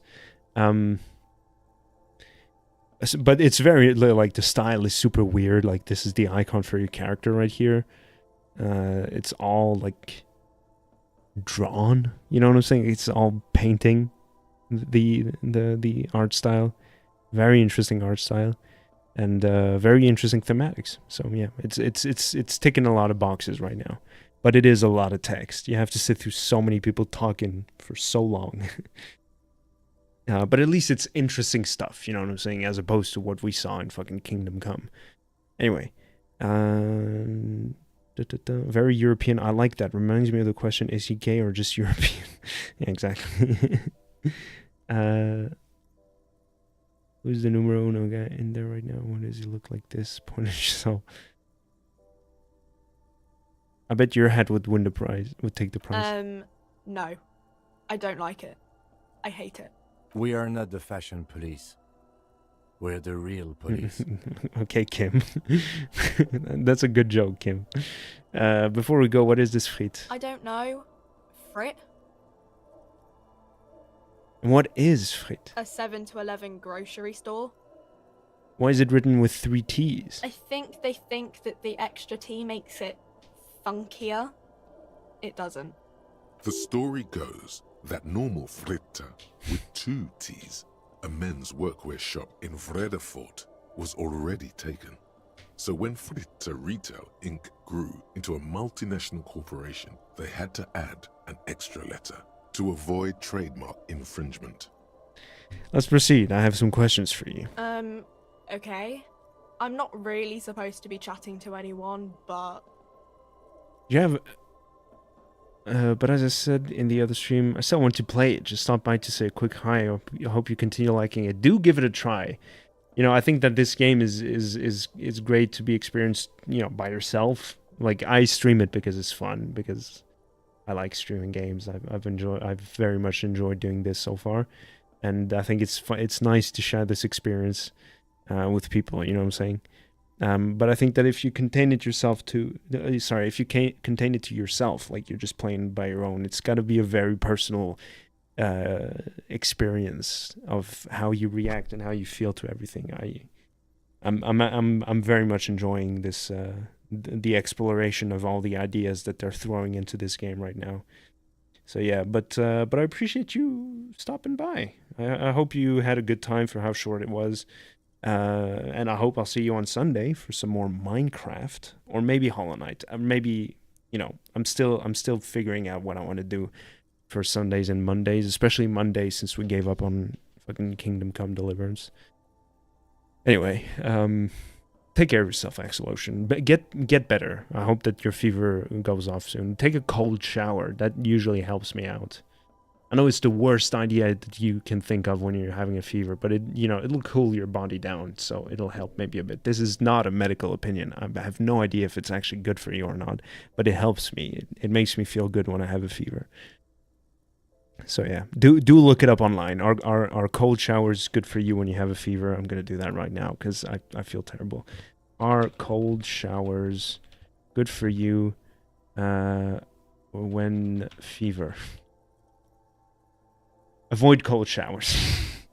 as shivering will further raise their body temperature. Use lukewarm water for showers instead. There you go. Yeah, okay, so don't do that. Do not do what I just said. That's terrible advice. Like, all the sources are saying you should never take a shower or warm or cold bath. I really... Anyone who's watching the VOD, the live or anything, do not take cold showers when you're having a fever. Everybody is saying not to do that.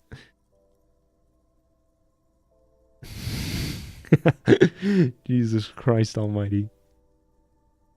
Oh my god. I'm sorry, people. That was terrible. Anyway, do you have any ammonia for sale? She looks up from her magazine, eyes filled with tired ennui. I pretend to watch the Minecraft stream. I've been really bored since uni went on a strike. Bro, are you trying to kill me? No, the exact opposite, actually. I was trying to help you out, but it turns out that, yeah, in my absolute ignorance, I end up... My advice might have killed you. Do take care of yourself, though. Don't listen to me from here on out for medical advice.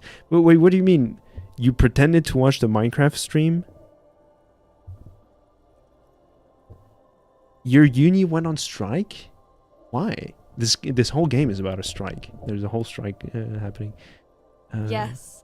What we have is there, in the medicine cabinet. Go take a look yourself. Hello, Omid. How are you doing? Good to see you. Can you tell me anything about the dead body? I don't really know anything. I mean, I know it's there, but I haven't seen it, so... Do you know the man who died? Not really. Not really? Does it mean you know him? You knew him a little? No. I didn't know him at all.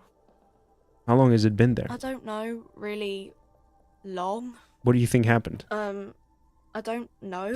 No need to worry. It's just standard procedure for us to ask around. If you hear anything, let us know, okay? Okay. She scratches her nose. Thank you for your help. Uh-huh. Can you tell me anything about this reality we're in? Reality? You mean, what reality? Economic reality, or...? Yes, tell me about the economic reality. I don't really know anything. I mean, I'm 15. 15 is an excellent time to learn about the economic reality. Yeah, that's why I'm working my arse off in Frit. So I guess, like, that's economic. What about the physical reality, then? I don't know. What about it? Where are we? We're in Frit? No, I meant, where are we on a larger scale? As mankind, or as a nation, or... As mankind. In a good place. She rubs her face thinking. I mean, science is doing great, and this radio computer thing seems to be kinda big. I don't know. She shrugs, then folds her magazine back. What time is it? I don't know. Look at the clock. It's right behind you on the wall. The clock shows the time at 10:09. The hands seem to be still. It's apparent the clock doesn't work. What is the revolution? When ordinary people take over the government and, demands democracy. What about the one we had here in Revachol? Yeah, it happened like 50 years ago or so. Sorry, I'm not very good at this. At history, I mean. The coalition, what's that? Someone told me there is one. Our government? Or do you mean something else? Sorry, I really need to finish this article. Won't bother with this nonsense anymore. Cool. Leave. Congratulations, you hit 90 subs. Yeah, that's super exciting. I'm really, really happy about it. A small cabinet on the wall is filled with various medicine bottles, nasal sprays, and blister packs. They all bear the Saint-Baptiste Pharmaceutics logo. Sorry, bad English mixed with fever is not good for grammar. I want to watch the Minecraft stream. Pretendo is planned to in Portuguese. Well, first of all, never apologize for that. You know, being bilingual is a beautiful skill, and you know, slip-ups will happen. It's not a big deal. You know, I'm glad. I appreciate that you cleared it up. Not that I would like even I wasn't even offended by anything you said. You know, there was nothing bad about what you said. Like, it just it was a strange phrasing in my head. It's like I pretend to watch the stream. It's like, what does it mean? Like, you got the stream, like you're watching on your phone, and you're like kind of looking elsewhere and being like, oh yeah, I'm pretending to watch this, but I don't really care. It sounded more funny in my head like this, but that's cool. Bom dia, tudo bem? That's so cool. De dushpe. What else do I know?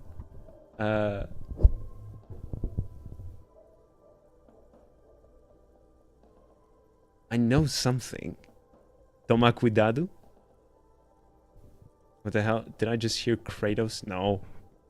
Oh, in game? No, yeah, that's the narrator. Oh my god, he is a bilingual queen. I'm a polyglot. I speak trilingual at least. Fundamentally I'm bilingual, but I can speak German too. You know what I'm saying? I speak English, French, German. I know a bit of Dari. I know Portuguese words because all my friends growing up were, not all of them, but I had a lot of Portuguese friends, and there's a lot of Portuguese people around my area, so like it just popped up, you know what I'm saying? Like, it'd be fun to learn Portuguese, but it wouldn't be very useful to me. Like, I'm not going to go anywhere in the world where, you know, Portuguese is more important than English. You know what I'm saying? Unfortunately. But it's like, I love learning languages. I want to learn all the languages in the world. It's so cool.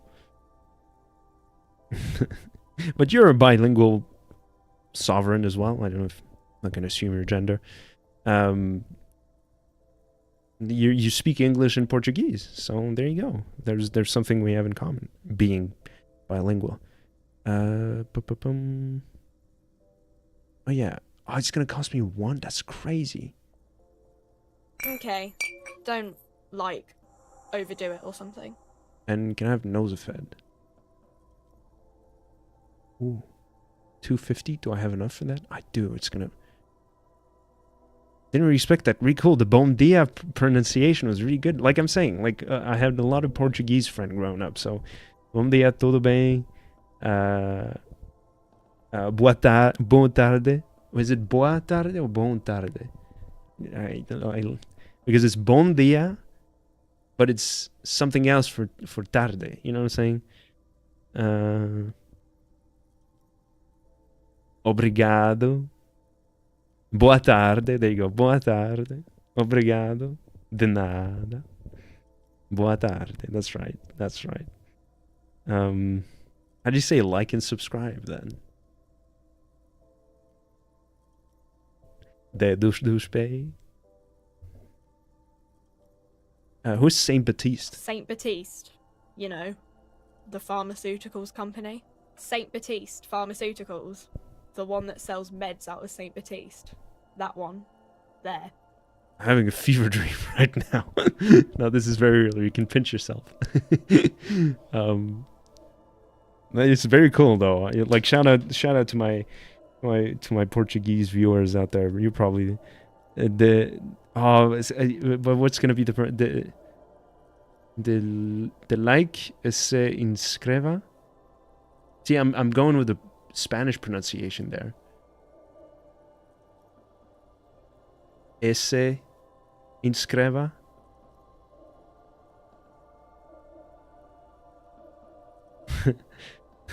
Mashallah. Oh, that's cool. Okay. She is right. Saint Baptiste, the company, derives its name from Saint Baptiste, the city. Itself so named because that's what it is. A rare case where that really is the full etymological history. As far as almost anyone knows, at least. Okay, I'm going to take some, because I'm so terrified of being... It's... Joinha. You can say Joinha too. Joinha? De Joinha? Oh, like to join? No. That's not the translation. What is Joinha? Can I spare the money? Just take one for now. Okay, here. And I'll I quick hope save. Saint Baptiste makes you feel better or something. Little thumb. Oh, de joinha e de inscrever. That's what's up. Little thumb. Oh, joinha. Alright, leave. I have 3 charges of morale, so I'm good for that. Items. Alright. Ampoule of ammonia. That's what's up. And now I can go inspect the body. So we're gonna do that. I'm going for 2 hours.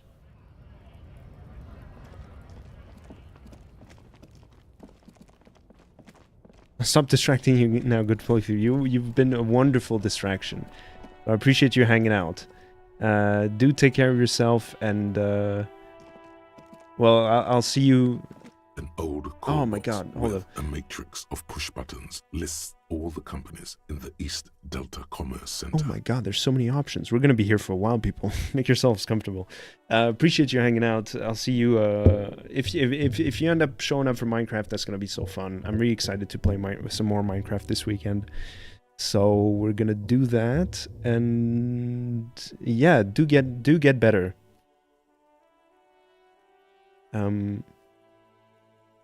And yeah, toma cuidado.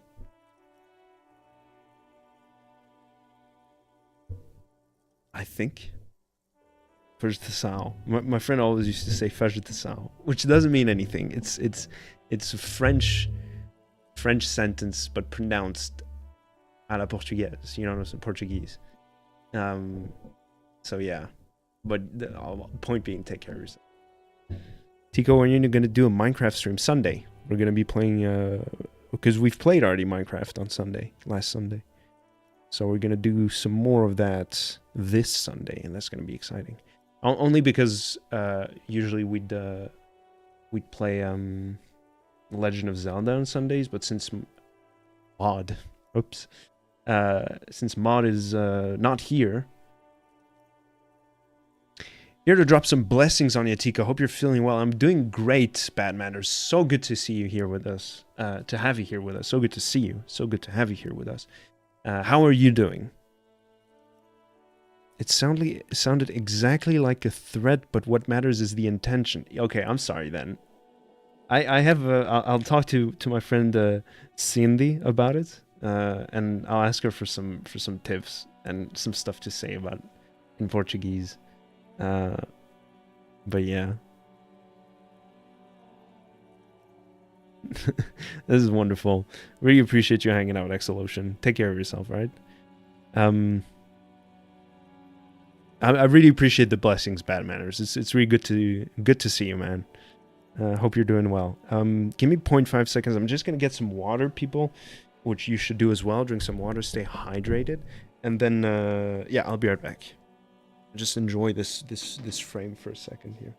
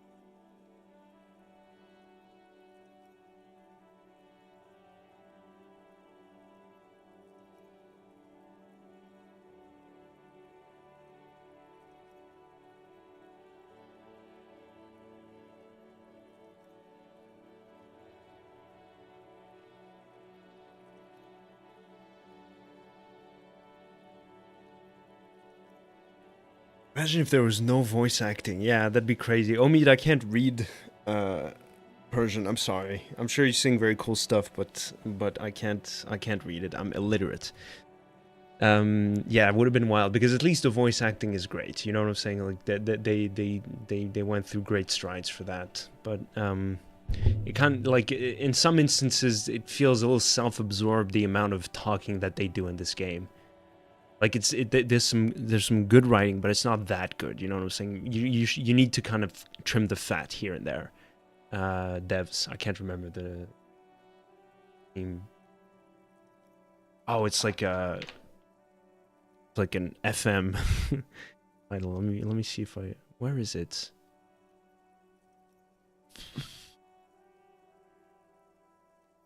Might hear me in double. I already apologize for that.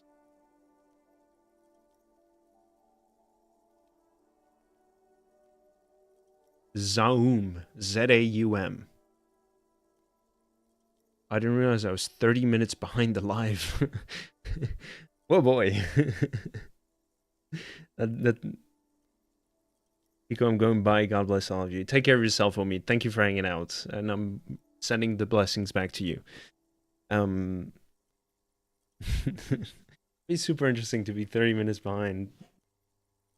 Yeah. You're living in the past, Bad Manners, but welcome back to the present. Anyway, so we have this whole list to go through here, so let's get to it. Main hall, building A. I now say... Hi again, Bad Manners. It must have felt awful when you popped in and I didn't say hi to you. I was just reading. I'm just playing the game and reacting to other things. So I really I appreciate the blessings, Bad Manners. Really good to have you here with us. Always appreciate the positivity. It's really, really cool. I thought you got famous on me. That'd be so awful. Imagine that, like fucking melon head over here. No, I'm not there yet. And to be clear, if I do miss one of your messages, like let's say in like a couple of thousand subscribers, who knows? Like there's a whole bunch of chatters and he like keeps like spamming and everything. I would feel terrible if I miss one of your messages. So like this is why I like the relationship I have with my chatters, like the relation I have with my chat right now, because at least like I can take some time to interact with each of you guys. You know what I'm saying? I very much like that. So I hope that it kind of stays within this same rhythm, I should say, you know, the chat rate. Anyway, main hall, building A. An off-key melody starts playing after you ring the doorbell. Then a woman picks up the receiver. Kuno, please stop calling here. Grown-ups don't have time for your stupid games. I'll totally pay for a membership and drop donation messages. We'll worry about it. We'll worry about it when we get there. You know, the requirements are 500 subs and 3,000 hours watched, like worth of content watched, and we're at like almost almost 900, I think.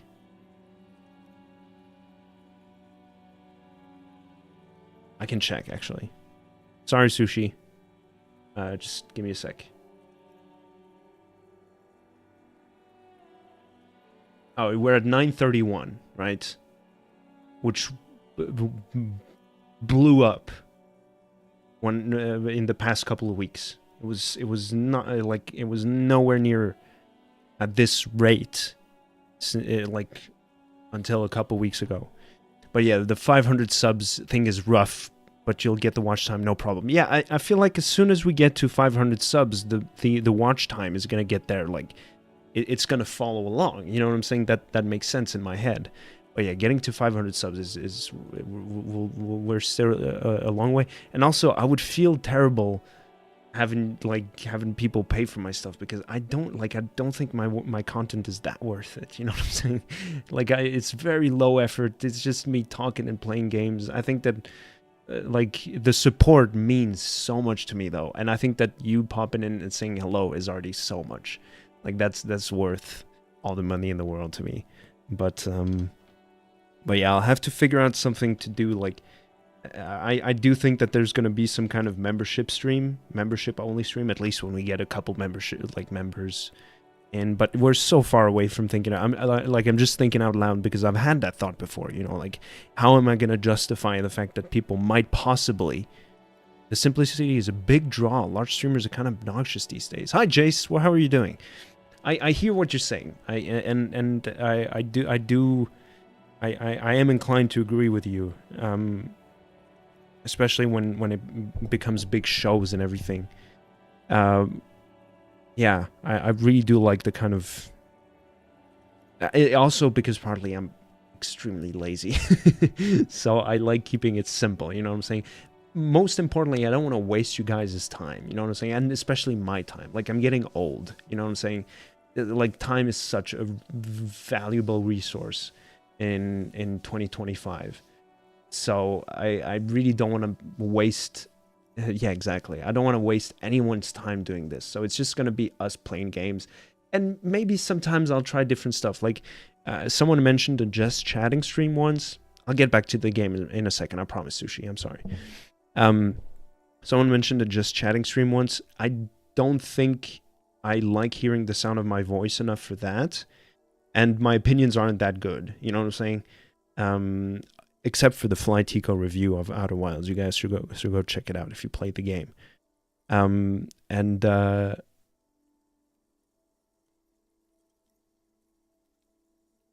The only kind of just chatting stream, because all my streams are just chatting streams, you know what I'm saying? But the only kind of just chatting stream I would like to do is if I'm just drawing and like kind of journey my art, like my drawing journey.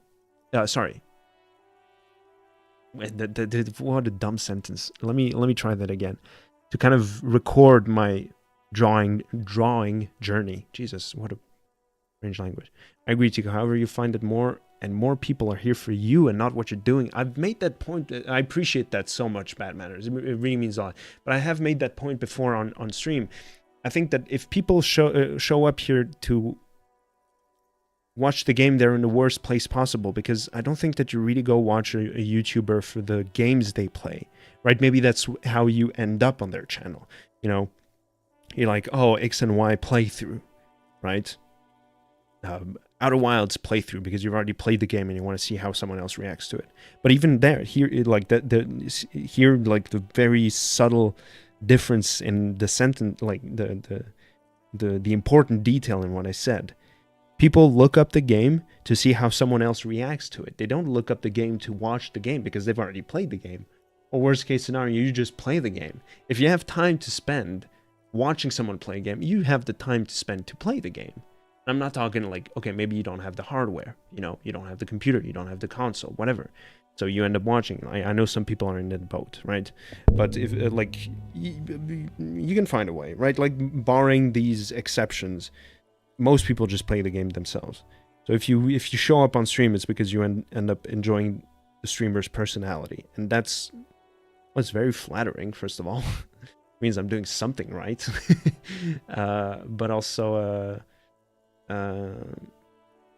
it's just I'm just super happy to do this for the people. You know, it's a really fun experience, and I do hope that, you know, I can kind of stay on that same track and try to attract cool people to hang out with and play games. That's right.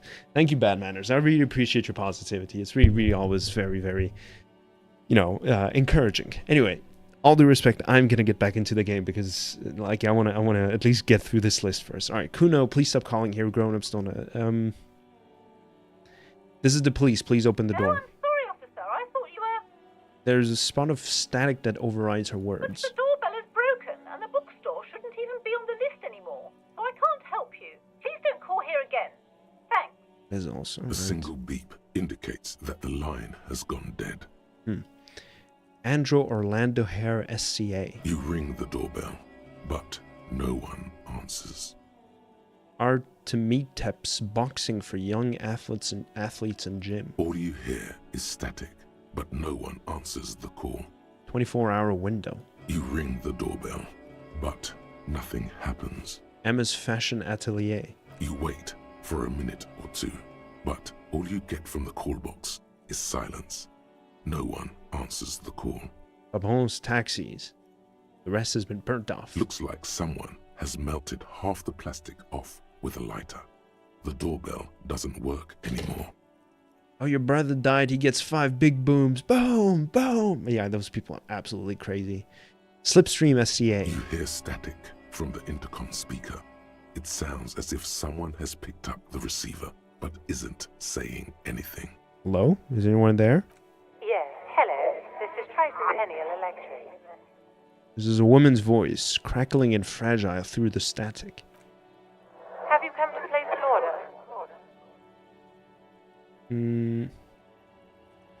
Hold on. Tricentennial Electrics? I thought that was calling Slipstream SCA. My God. The lieutenant exchanges a look with you. Sorry? It's you. My God. I didn't think I would hear your voice.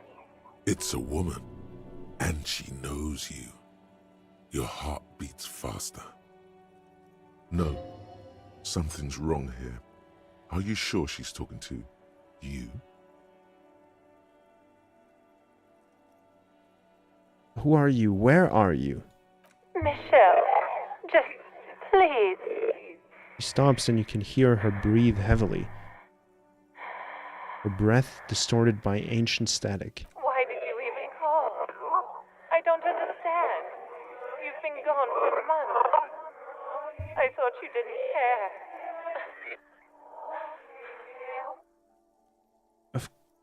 Hold on, just tell me what's going on. What did I do? Ever since I came to work here, it's been different. As if my mind's been wiped clean. A spot of static overrides her words. When she speaks again, it sounds like she's submerged. It's so nice. It's so nice to be able to finally forget. What is this game about? It's a murder mystery. We're trying to solve a murder. We're this cop right here. This is our partner. Forget about what? She sounds like she's about to cry. Oh God, please don't cry. She doesn't answer. Hey, are you... you said it was nice. What's so nice about forgetting? Silence. The only thing you can hear now is static and waves washing ashore on the bay. I get you no one ever wants to talk to me. Another seagull passes by. It's getting cold standing here, staring at the silent call box. It must have been some kind of faulty wiring. We should maybe stop playing with this doorbell. It looks ancient. Fuck! You press the number sign on the keypad that terminates the call. 12 name cards on the call box read: Fortress Accident SCA. Oh. Volition. Interesting. Silence. No one Revachol answers the IC. doorbell. Silence. No one's home. Nothing happens after you ring the doorbell. They don't want to talk to you. East Delta Pinball, entrance from Building B. Silence. No one Empty answers card. you. This button looks new, but someone has removed the name card. Nothing happens when you try to ring it. Huh. This button looks new. It's probably not connected yet. Takes a step back, inspecting the other names on the list. Alright, that was very interesting. Very weird and creepy. Let's go check on the body. Won't fucking last. Alright, so... let me check. If I do this... There he still is, looking right through you with his white eyes. The body below is entirely dedicated to that corpse smell. Emitting it is all it does now. What? +1 has ammonia. I'm still at 8%. Do I gotta consume the ammonia? Leave like my dad. Alright, take it easy, Jace. There he still is, looking. The ammonia only makes it worse. The combination forces tears out of your ducts. You manage to keep it in once. The second time, not so much. When the vomiting is done, your cheeks are wet with tears. Well, that was a whole fucking waste of time. I don't think I want to be a cop anymore. Get a hold of yourself. Feel the Luton pat your back rhythmically. The weight is reassuring. like a krenel on solid fortification. Pat, pat, pat. I've seen strong men turn themselves inside out for hours. You are facing tough odds here. Alcohol withdrawal makes it considerably harder.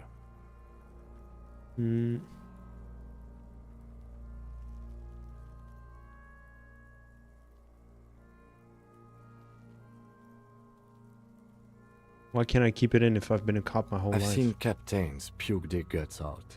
It never gets easier. You never get used to the smell. Every Monday is cadaver day. Throw up, investigate. Throw up, initial autopsy.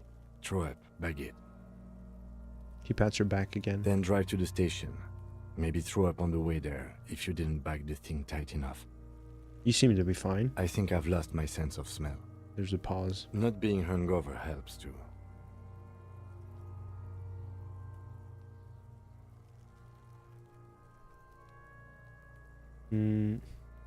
Do it without me, I just can't keep it down. No. This is a two-man assignment because it needs 2 officers to complete. I need your help. He withdraws his hand and looks you in the eye. You need to get your shit together. Okay. We should go talk to the locals. Find something else to do while the wind changes. It's pretty bad right now. You've gained a thought. When this dialogue is over, go to your thought cabinet and internalize it for special bonuses and effects. Give it half an hour. Get yourself together. Then come back and have another go.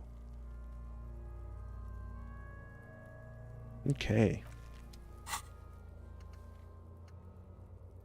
Volumetric shit compressor. Okay. Boom. Can I internalize more than one thought?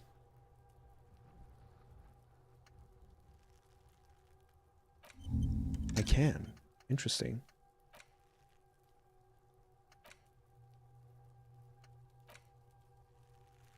Okay, so I'm gonna do that. A negative authority, that doesn't sound... boom. Sure, whatever. Oh. I'm capped at 3. Alright, well, there we have it. Oh yeah, okay, I can do something here.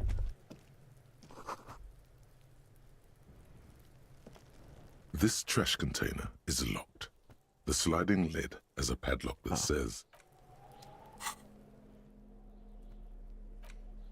Is it this one? Boom. This trash container is locked. The sliding lid has a padlock that says, whirling in rags. Was it not this one? Oh, I needed a crowbar. This trash container is locked. The sliding lid has a padlock that says, whirling in rags.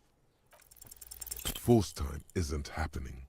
You've jammed the pry bar under the lid, but it just isn't bending. That's it, I can't pry it Let's open. ask the manager for the key. This is clearly not working.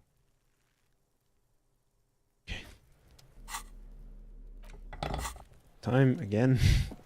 I mean, I guess if I had different stats, it would have been... But I'm glad with the stats I picked because we've used so much more of the stats that I've invested points in rather than those that I have not invested point in. Get me? Oh, this person is new. Oh, this door is open. Alright. Please. A woman's hand wrote yesterday's menu. Today start in a man's handwriting. Can I help you? A trash container out back yours. Mine? No, it belongs to the Whirling in Rags. Thank you for clearing that up. Why do you keep the container locked? Why? To keep the hobos and drunks out. That's why. And the neighbors too. They put their trash there and they don't pay for the garbage company. I thought as much. And are you the only party with access to the trash container? Well, yes. Us and the garbage disposal company. It seems a little callous, doesn't it? Something stirs in you. What? I wonder what this feeling is. Prod at him and find out. Doesn't it seem callous to you guarding even your leftovers from the poor? Callous? What are you? Kras Mazov? Almost all establishments in Revachol keep their trash locked. The whirling in rags is not special in that regard. Krasmazov, nom de guerre, was an economist and a historical it's materialist. He was a leading figure on the Graz side of the Centennial Revolution, where he headed the 9-day government. Mazov is considered the father of scientific communism, Mazovian thought, or Mazovianism. Maybe I am Krasmazov. What are we talking about? Was this not about the trash container? No, wait. Whisper and point to the back of your head. What if I am Krasmazov? We should return to the case of your mistaken identity at a later time, officer. This was about the trash container. We need those keys. What for? Mazov? Are you planning to nationalize my trash container? It concerns the case. Please cooperate. Just bring them back once you're done, please.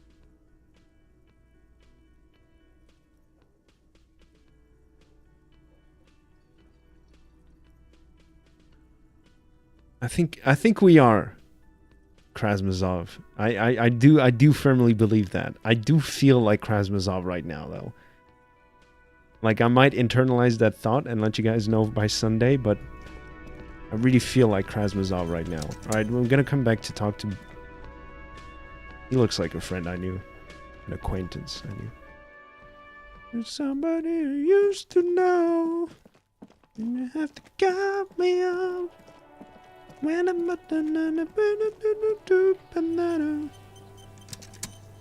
This trash container, with a well-oiled crack, the lock pops open.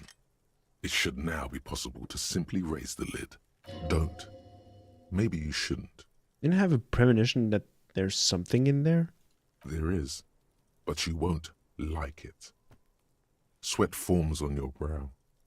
Your hand is still on the lid. Oh, this is terrifying.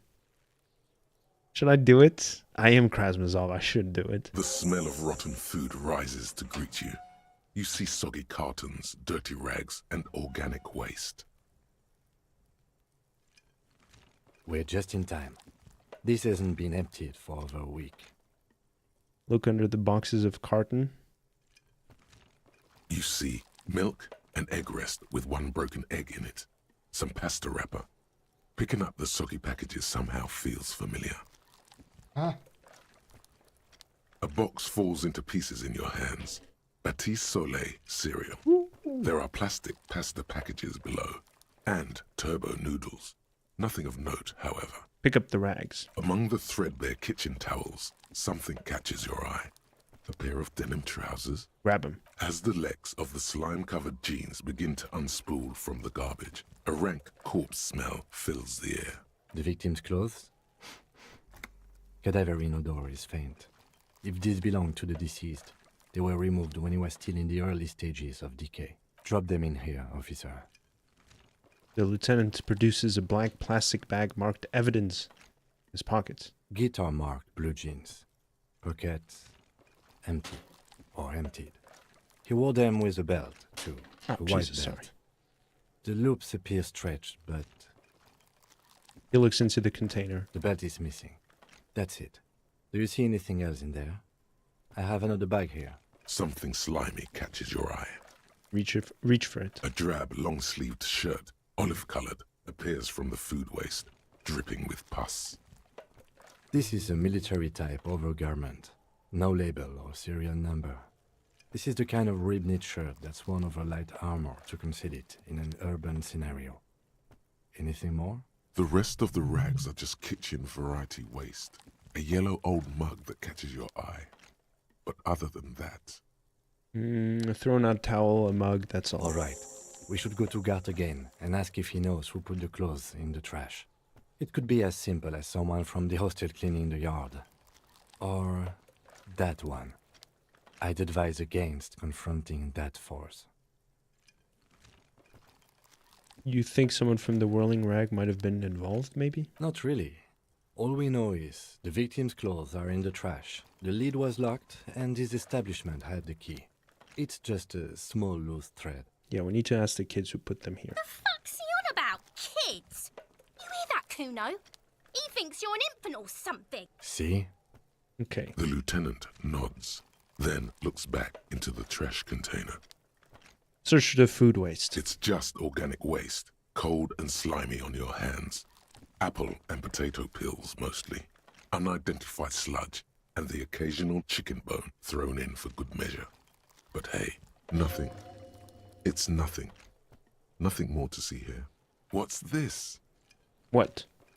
A blue piece of plastic sticks out from the apple peels. It's shiny. Looks like the corner of something. Pick it out. Something larger. A clipboard. A blue plastic clipboard with moist papers hanging from it. They look badly damaged, but you can still make out forms and notes, written in a man's handwriting. Officer, is that your paperwork? I don't know what this is. It is. Look, the plastic has the RCM street grid on it. You've even got an autopsy form in there. Miserable looking slip of paper sticks out of the board. If you don't mind my asking, how could you have let your paperwork end up in the trash? I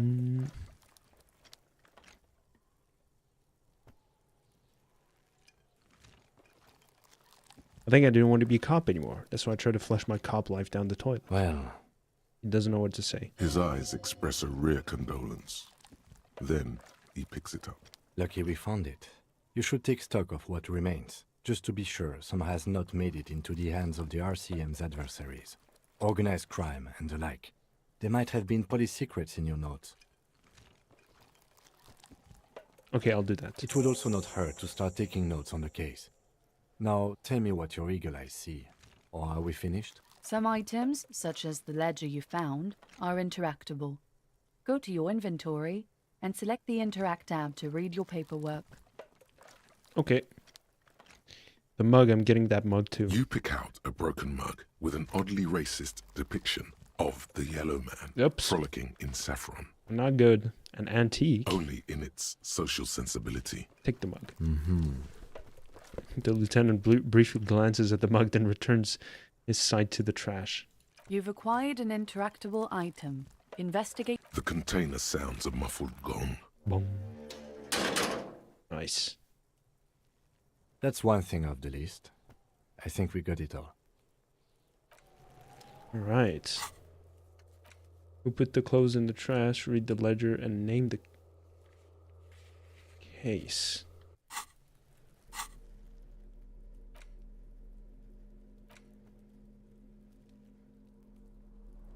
It's just a racist mug. What's there to read here? Not much. There's quite a lot to read into here, actually. Look at all that content. Oh boy, here we go. What are you going to say about a broken, tossed-away mug that you dug out of the garbage? Mug is an example of prejudice. I'm going to use it as an example of what not to do. I'm going to push this into the face of every merchant I find and tell them this is your inane ideology. Or a Zizek. The mug will be useful. By denouncing it, I can earn political capital to mask my badass hustling, i.e. fraud and embezzlement. The mug didn't belong in the trash. It was just a funny mug. Can't anyone laugh anymore? Legalize comedy, man. It's like the left wants to make comedy illegal. It's like, legalize comedy. Oh, God. Idiots.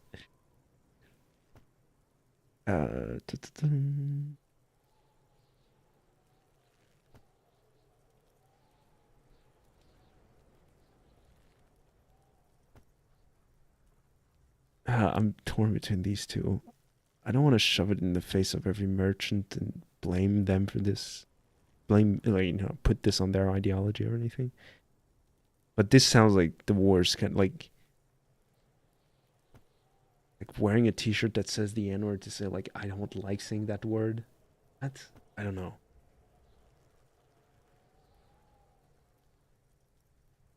I guess I'm misunderstanding what this is saying. But it was in the trash. Why not just call it out when you see it? Yeah. Or do some volunteering work. Just finish your case, detective. Exactly. I agree. It's the ledger you found in the trash. A pitiful cabbage of white and yellow papers hanging from plastic board, barely held together by a metal clip. This sad display is made complete by the faint smell of urinal cleaner. Anything else? There's a piece of toilet paper, or is it cleaning tissue? No, it's toilet paper. desperately sticking to the back of the blue plastic clipboard. It's a metaphor for you. Below the pathetics, terror. Do not look into its blue heart. Inspect the toilet paper. It's just toilet paper sticking to the back of the plastic clipboard. You can take it off if you want. Maybe it's kitchen tissue. They look exactly the same. If you want it to be kitchen tissue, it can be kitchen tissue. It's not, though. It's toilet paper. Take it off. Still wet, the toilet paper, I mean kitchen tissue, sorry, peels off the plastic easily. All you have to do is shake it off your finger, and voila, the ledger now looks marginally better. Fuck your narrator. I mean, kitchen tissue. Suck a dick, how about that? Fuck your mom. Inspect the clip. An aluminium block runs the width of the board, biting down on the paperwork. Its crocodile teeth are the only thing keeping the papers together. A regular pencil, the tip worn down to nothing, has been attached to the clip. Run your finger across the aluminum. The surface is interrupted by a silvery sticker. It's rectangular, sparkling with iridescence. You don't know how you didn't notice it before. Lieutenant, is this one of the hologram watermarks you mentioned? What? Yes, halogen watermark used for adding information to RCM property. Interesting. What kind of information? It depends. Aside from an anti-counterfeiting stamp, mine has my station number and address. The information varies by date of issue. How many years you've been on the force, he's thinking. It'll have that. It'll have that? What do you mean?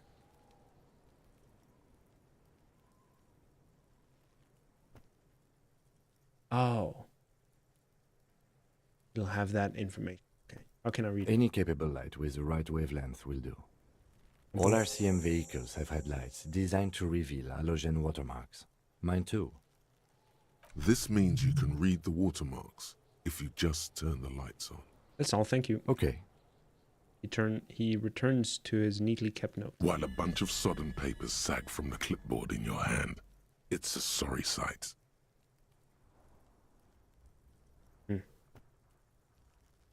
Browse the white paper. They're not exactly white. They're yellowed in patches by sunlight and alcohol, and covered in dense blue handwriting. Ink escapes into watercolor patterns, reaching its tendrils across entire pages. The paper itself is checkered, with faint red lines, forming short paragraphs. 5 what? What are you talking about? Once in a while, there's a red stamp that exclaims, "Case files commit to paper." The case files themselves are plenty. You count more than 100 sodden, crumpled up, earmarked pages falling apart in your hands. They appear to be sufficiently organized and extremely dense, if mostly illegible. What's in there? What are they about? Work, strife, poverty, the Jamrock Quarter. These are handwritten logs of investigations dating back to January 51, this year. The exact number is hard to estimate, due to missing pages and an odd naming convention. But there are at least 20, maybe 30 cases, undertaken, not completed, mind you. It's the middle of March. You have attempted 2 cases a week on average. Is 2 cases a week a good caseload, Lieutenant? Huh? 2 complex cases to undertake is a lot, yes. You really have to push yourself. I would not suggest it, lest you start making mistakes. 2 cases a week appears to have been my load, Lieutenant. I'm not sure I've completed them, though. 2? That's a lot. I didn't mean to say you are making mistakes, by the way. That was presumptuous of me. I'm sure I made plenty of mistakes. Burned out, all right. It's okay. We all make mistakes. Oh, thank you, Kim. God knows I've made my share. He tries not to think of them. Like a fan of gills, the checkered papers dry in your hand.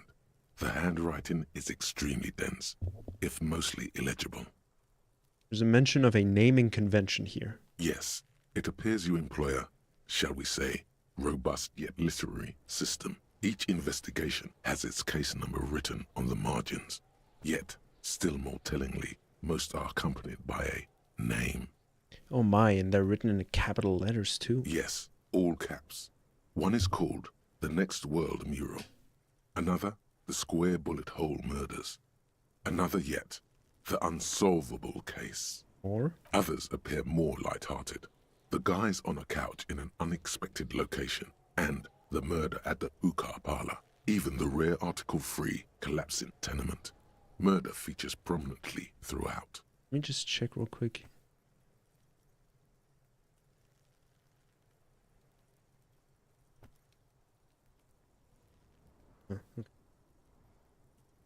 It's going to take an effort to piece these case files together, but it can be done.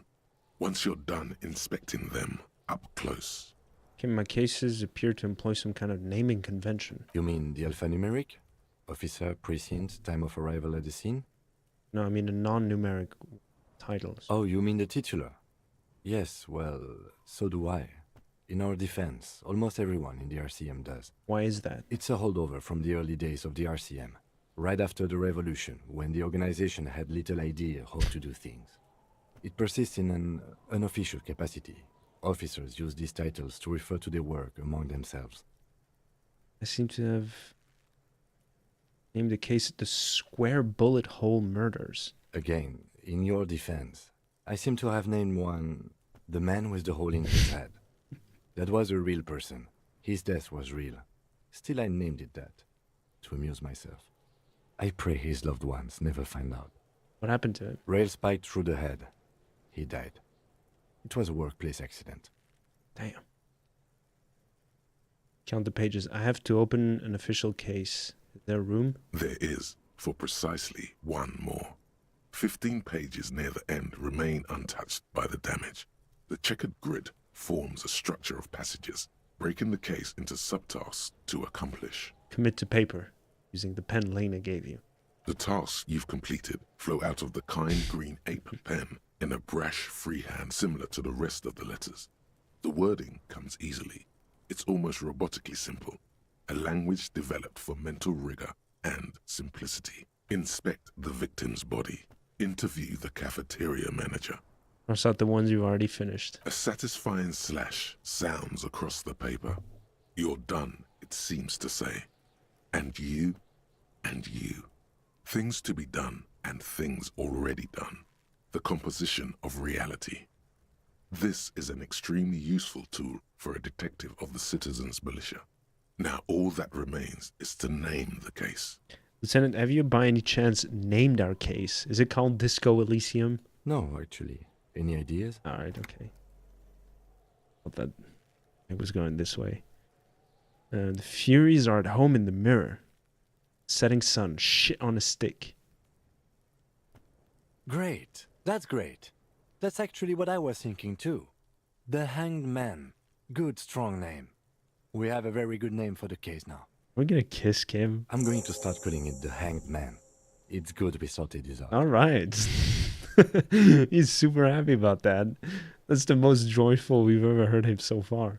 I'm done inspecting these. Close the case You files. don't exactly close them, so much as distance yourself from the smelly papers. They're a little further from your nose now. Alright, we're not done yet. Browse the yellow papers. In the back, you see thin, translucent copy paper. Some neon yellow, some bright red, all covered in boxes, like marching armies. These look like official forms, waiting to be filled out. Then rip them from the binder and hand them out, according to type of form.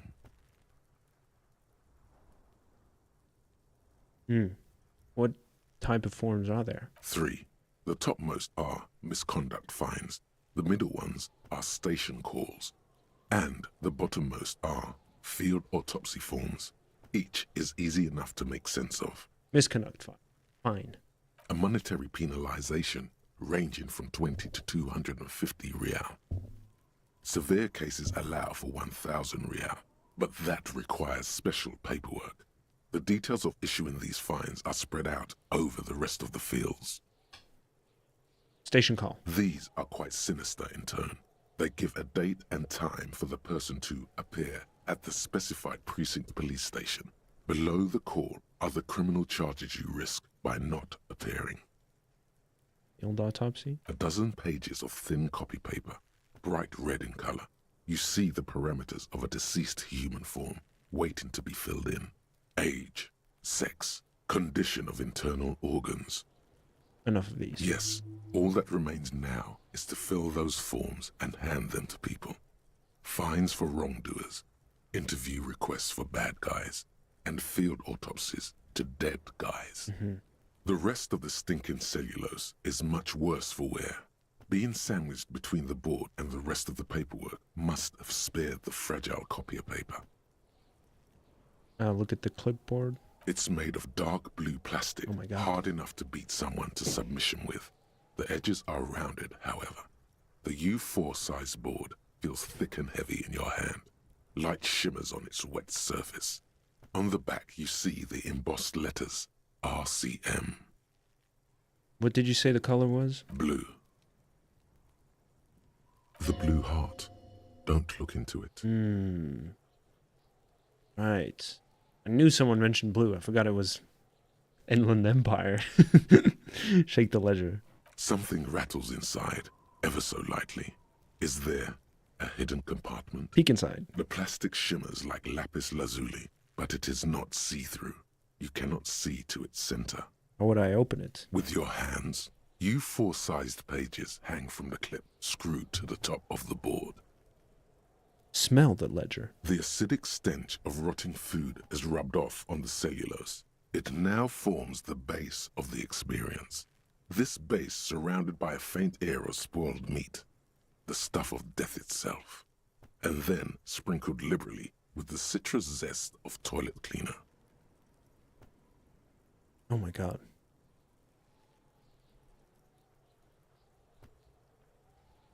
Okay. 58. I don't like these odds, but... It's proving to be harder than expected. You just don't have the intellectual rigor to patch the quilt back together. Try again later. The narration didn't fit the text. That's strange. Alright, whatever. Put it away. No, I'm not gonna try that now. Oh my god. That was intense. Volumetric ship compressor. Oh. Bizarre scientific news from Revachol West today, where a police officer's shit has been observed at a pressure of around 495 gigadecimals. These metallic hydrogen levels of shit togetherness were thought to exist only at the center of collapsing stars, not law officials. It remains to be seen how long the shit singularity lasts. Okay. All endurance white checks unlocked. Learning caps for endurance raised to 4. Cool thought, yeah. These metallic hydrogen levels of shit togetherness were thought to exist only at the center of collapsing stars, not law officials. That's funny. Okay. So, I got that one. Now I can... Mazovian socioeconomics. Because that's me. But I can't... Oh, is it because I don't have enough visual calculus, period? Or maybe 2 is the cap, and this one they just allowed us to do it. Oh, is it a question of time? How much combined time in total I spend on these? I don't know. Who cares? We're almost done for this one, though.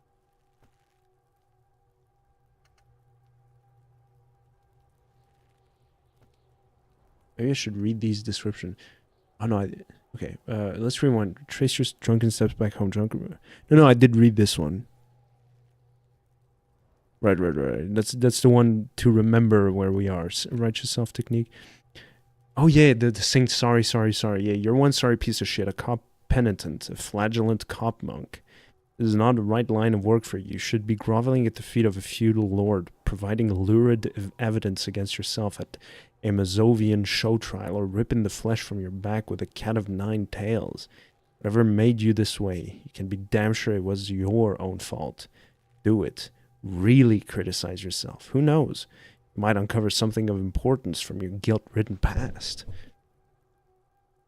Damn, okay. And now, inspect the victim's body. Right, okay. I was for that.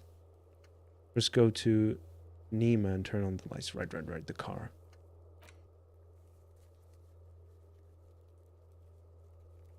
Oh yeah, I can empathize with Kuno later. There he still is, looking right through you with his white eyes. The body below is entirely dedicated. As you breathe in, the odor comes over you. It's a smell of the mind telling you to run, and your stomach to wring itself empty. With your hands at your sides and your eyes squinting, you stand in it. Do they always do that? They do after 7 days, yes. We are deep in decomposition here. Up closer. The man before you is naked, but for a pair of underpants and enameled boots. His skin is greenish, marbled with decaying veins, and blotched by lividity. A fading web of tattoos covers his chest and shoulders. The cargo belt used to fasten him to the branch above appears industrial in strength. Inspect the boots. The material appears to be ceramic. Its clean white stands in stark contrast to the decaying flesh above the knee. The man wore thick polymer socks, probably for padding. A fine array of interlocking plates covers them. Delicate and fragile, they feel alien to the world around you, out of place somehow. These are clearly not boots. They're armor, possibly part of a larger set. Stormtrooper? These aren't just boot, are they? They're armor. Indeed. Technically speaking, these are sabatons, not boots. What kind of armor is that exactly? Ceramic plate. Zirconium dioxide, most likely. This is where the make would be. Where? Under the hill. Fair weather. Fair weather model T500 VE. I'm guessing that's vitreous enamel. This is advanced stuff. What happened to the rest of it? The locals probably scavenged it. It would be odd if he had more arm after 7 days. We should keep a lookout for these species. The armor could yield information. This is one thing he might actually know. Maybe he was just wearing these boots and there's no rest of the armor? No, I think he had something precious underneath the clothes. They had to remove the jeans and shirts we found to get to it. And this kind of armor is often worn under fabrics. What if they told him to strip before they hung him, to demean him? They usually hang them completely naked for that. La puta madre, the Mazda, the Besmerties and the like. This one still has his underpants. Fucking talking about underpants. Shut up, Kuno. God, I hate that kid. I hate kids, period. The material looks out of place here. It is. It's expensive. The lieutenant draws a line in the condensation on the ceramic with his index finger. We've requested similar material for our tactical units for years now. The constabularies deemed it too costly. In that time, we've lost 6 men to semi-automatics. How much are we talking about? For a full set, about 4 years of wages. For the northwest region of Revachol, an officer's average yearly income is 5,500 real, unadjusted for rank. Ka-ching, baby. Wait, my yearly pay is 5,500 real? Not too much, yes.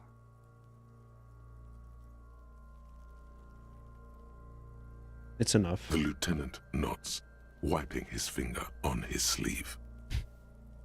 How could a man afford such expensive hardware? That's for us to find out. My initial report on the area suggests he was a security guard for the harbor company. These but look that's just hearsay. These look pretty advanced for a security guard. I agree. This equipment is way beyond what a guard can afford. Knock on the boot. A small bell-like sound fills the air, like tapping on the side of a porcelain cup. Sounds fragile. It's anything but. This material is a kinetic redistributor. It spreads kinetic energy horizontally, from plate to plate, dissipating it entirely. See? Faint Organic lines cover the plates where they separate into smaller ones. These plates then divide into smaller plates until there are hundreds of them altogether. Like the scales of some ancient white monster, cracked and pearly. Pull the boot off? This feels dangerous. Are you sure? No. But it sounds fun.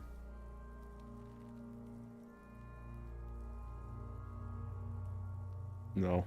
The sabatons dangle off the man's decaying foot. The cadaver slowly twists on the cargo Oh, that belt.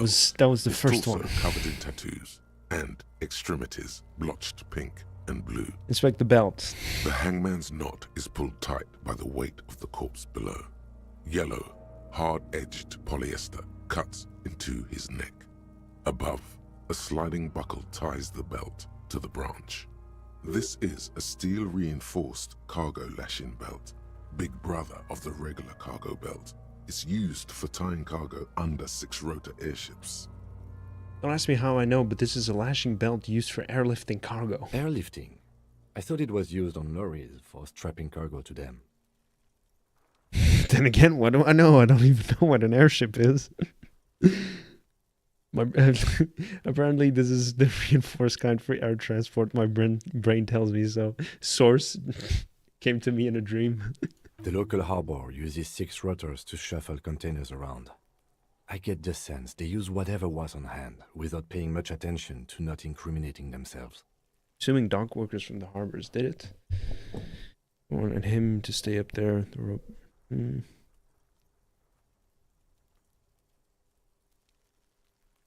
Sure wanted him to stay up there. The rope is reinforced with steel wiring. I was afraid it would be.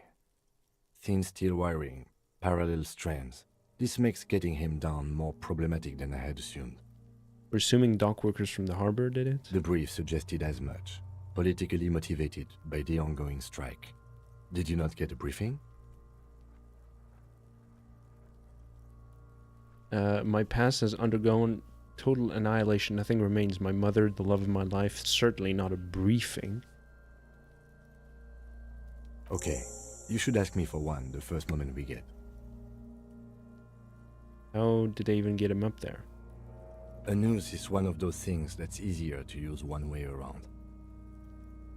Points to the buckle, tying the belt to the branch above. Oh, okay. That ladder can't carry a grown man. I didn't see any splintering either, did you? I think they lassoed the branch, then pulled on the belt to close the buckle. He makes a pulling motion. The cadaver hangs from the cargo belt. An intricate web of blue lines stretches across the torso, from the right shoulder to the solar plexus. Each time they intersect, a small white star is formed in their crossing. Hundreds of fading asterisks riddle his skin.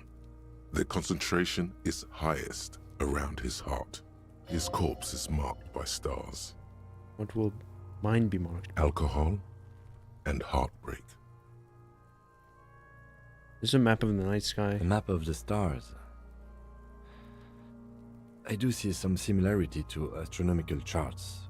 Great Century Messinian, maybe. But this seems more particular. Customized somehow. As if someone left out most of the night sky, filtering it through personal choice. The principle of this filter remains unknown to you. The thought dissipates, and you feel as though you were only half right. I'm missing something. So am I. Sudden ringing fills the air as the lieutenant pulls down the zipper of his orange jacket. He takes a thin piece of milled aluminium from his coat pocket and pulls it open. Sounds like a sword being unsheathed. A small lens appears. Some sort of camera. What's that? A Trigger Sunshine. Mini. Triggered is the world's leading manufacturer of intercommunication devices, primarily projectors. The camera before you looks familiar somehow. Shit, Kuno! What the fuck is that? An instant color camera. He produces 2 metal capped ampoules, and clicks them into place on the side of the apparatus. A thin slot shines there. This is the first time he openly acknowledges the kid's existence.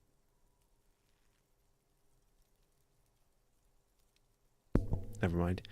This is blah blah blah. I have only 2 ampoules, so nobody move. I don't want to waste one. Points the camera at the corpse, peering into it. The lens needs adjusting. Then a sound, a shrill flash, followed by the breaking of a small ampoule of glass. You see streams of color pour onto the thick, glossy piece of paper, rolling out. In case we need it. The lieutenant says and shakes the paper, letting it dry in the cold wind. On it, a color-perfect copy of the dead man's tattooed chest. Cool machine. Yes. It is pretty cool, isn't it? What do we need this photo for? It contains insight to the victim's person. By his build, I'd say this was a man of physical violence. The story he wanted his body to tell was important to him. It is his letter. To us. Someone should decipher it. We'll need to show it around. Can I have it? Should look at it later without the corpse smell. Sure. Just don't lose it. Oops. It's no larger than a pack of cigarettes. The glassy-eyed corpse looks by, his mouth mute and his skin as colorful as the chemical rainbow on the photo paper. Look him in the... with opportunistic organisms. Look him in the eye. His eyes are milky white and blind to the world, protruding comically from their sockets. There is no one home, just subaquatic terrors there. Dark brown hair grows on his head. His face is ready to explode from the organic processes inside. The death's head grin has passed.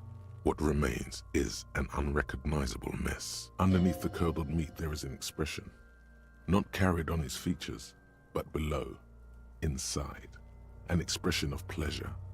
This man was experiencing joy at the moment of his death. Huh? I mean, who are you, dead man? I'm gone. Whoa, so cool. What the fuck?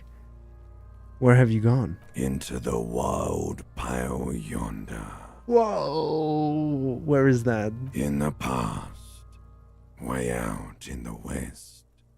I can see you're gone, but who are you? I'm a joke. Look at me. There's nothing funny about you. There is nothing funny about jokes either. Who were you when you were alive? A killer. A motherfucker. And a killer. Another question for you. Go ahead, Cobbo. Happening. What do you mean? Talking to you. It's the power of your... Black frothy liquid starts bubbling on his lips. Imagination. Nice. Yeah, man! Don't be crazy! Inanimate objects and dead people can't really talk to you. Your wild imagination is doing this. Ask some more of those questions you love so much. Okay, yeah. He loves those. Why do I love questions so much? Because you're a copperoonie. Copperoonie. Look at all of them go. Do you want more questions? Give me a comical amount of questions. Coming right up, copperoonie Rooney. This is getting upbeat now. Is my name Rooney? Fuck no. You're no Rooney. Rooney is obviously not who I am. Between you and me, your name is probably Harry. Could I really be Harry? You can be anything you want, brother Coppo. This is really a cool moment. This is insane. What the fuck is happening? Why do I feel like I've forgotten something terrible? Because you have. Who killed you? Love did me in, brother Coppo. It was love all along. Can you ask me a question? Sure, Lobo. I can ask you a question. Why are you doing this? What? Looking at my face, motionless, looking into my eyes, standing here. Why are you investigating my murder?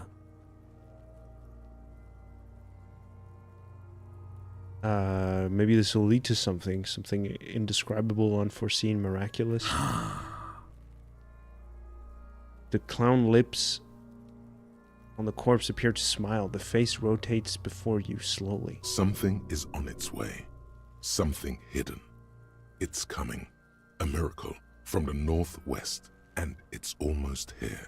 You can feel it in the air, on your hands. The cold spring air smoothing them over. God, I hate you. You stink and you're boring. Do I remind you of someone? A child born with Muller's disease, harlequinism, grown up miraculously. A baby affected with harlequinism. You sure we got out of that one? Coppellini. Coppellini. Why were you feeling pleasure when you died? Maybe I was getting my rocks off. First, why do you have to speak like that? No, let me ask. So, you were feeling sexual arousal when they were hanging you? Do I look like an erotic auto-asphyxiation type to you? What is erotic auto-asphyxiation? Captain Coppodromo. I fear we are drifting away, fixating on sexuality again. Let's go with a simpler question. Enough. Come back later, Coppo. Amuse yourself with my frank manners and my memento mori features. If possible, also, see me in your dreams. God, that was absolutely fucking terrifying. The fuck just happened?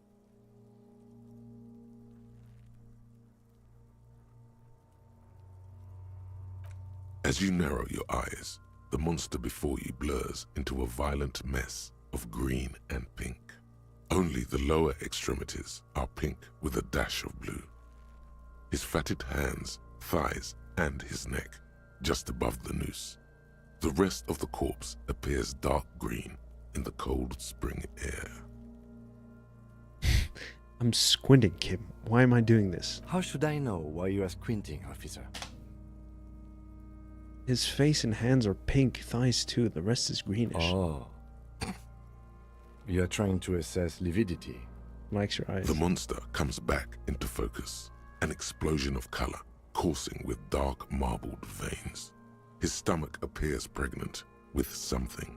Black liquid streams down his thigh and onto his boot. So, what do you think? I think he's dead. Cover your nose. Something is coming out of him. A pool of blood and feces has eaten into the frozen mud below the man's feet. Purge liquid is dripping into it, drop by drop. The victim appears to have contained no more than half a kilogram of digestion at the time of death. Okay. The fuck he's saying? Talking about shit. Goddamn right, I'm a... Malicious laughter erupts in the yard. Sounds like seagulls. Big's head is a... The lieutenant's face is made of stone. He's beaten up. See the bruises? Most of them are post-mortem. Maybe even all of them. The delinquents have made our jobs harder with their little sport. Stop talking in riddles, coin slot. That sounds racist. It means you fucked him up good, Kuno. Fucked him up brutal like. I think he's dead. I agree. There are crow's feet in his eyes. He's laughing silently. Totally dead. This Buster's not coming back. No siree. No siree. I love you, Kim. I don't know what to think. What do you think? Thank you, detective. I think he was upright immediately after death. Blood has gathered in his hands and feet, and his neck. He points to the fattened chin. The noose acted like a tourniquet, keeping the blood in his head. The hypostasis here is in tune with the hanging. That's what I think.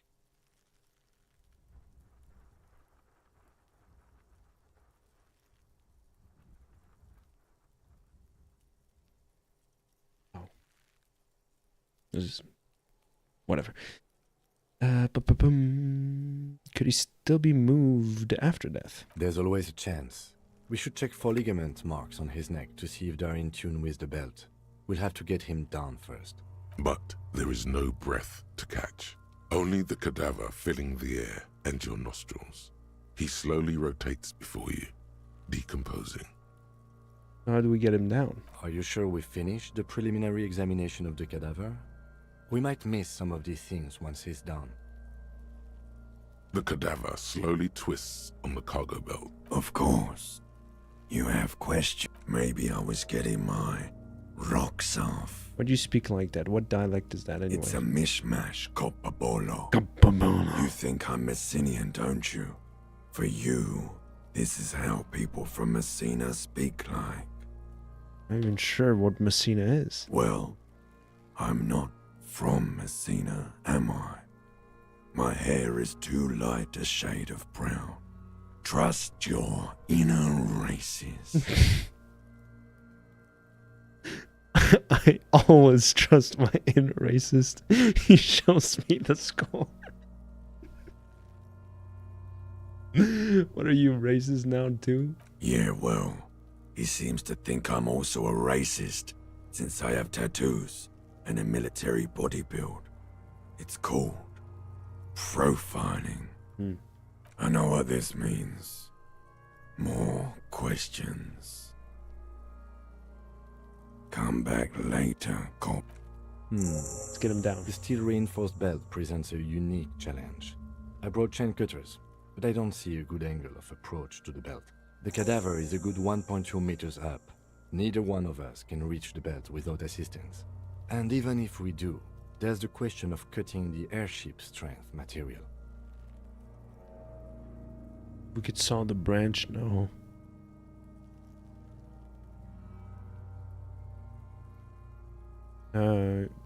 Can't someone else do it? Someone else? You mean like the police? Exactly, call the police. Someone already did. You know who came? We did. Because we have made bad life decisions. What did you do, Kim? Oh. I know it's hard, but I assure you, the others won't come to help us. And we have a growing sanitary concern here. We need to get him down, fast. Maybe we could shoot him down. Yeah! Bang bang time, pig! Shoot his head off! How? Oh, maybe, you know, shoot up there, maybe? Point towards the branch. Shoot the belt, the bolt will break it. It absolutely will not, officer. That's not how physics work. It will maybe cut one thread loose. Yeah, now we're talking. Entertain a Kuno with some shit. Can I take a gun and shoot him in the face? They'll miss! The pigs will miss Kuno! The lieutenant is undecided. On one hand, he wants to shoot some gun. On the other, it's an awfully stupid idea.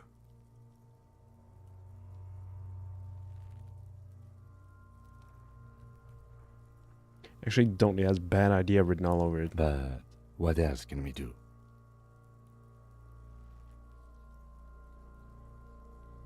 Saw the branch. Climb up there and... So there has to be a less risky way. With less falling down of trees. Ask help from the harbor. I was really hoping we wouldn't. The Union appeared to be suspect in this case.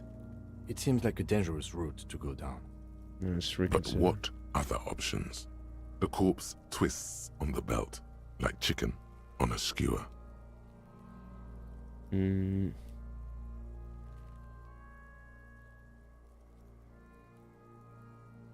fucking shoot him. He breathes out. Oh yeah, do this shit! Fuck it up! Say nothing and let him choose. Silence. With his elbow sharp, the lieutenant unzips his jacket and produces a lightweight firearm. He drops a paper cartridge in the barrel, separates the scouring stick, and gives the cartridge 5 tucks. That's a Kiel A9090 Armistice, mass-produced muzzleloader, ascetic, frugal, one of the most common firearms in the world. He then steps back and assumes the fellow's desk position, taking aim. The corner of his eye twitches. His finger is on the trigger. Easy does it, partner. He's gonna fucking miss! The kid's voice is drowned in a shrill blast that echoes off the walls of the surrounding tenements. A cloud of smoke slowly parts in the air as the lieutenant steps back and says to himself, God damn it. He feels bad about it. About his eyes mostly. Just having bad eyesight. Probably from a young age. Whatever you do, do not console him. Fucking idiot! Mookabat asshole! Kuno could have hit it easy, but then Kuno's not fucking handicapped, is he? Try again, maybe? No, we are lucky as it is. We didn't break anything, and the victim remains uncompromised. He looks around at the windows overlooking the yard. Any more mistakes could put us in an unfortunate position with the locals. We have eyes on us. I didn't do us any favors with that. What now? I have to say, it's beginning to look unlikely we can get him down without assistance. Out of ideas. Have another.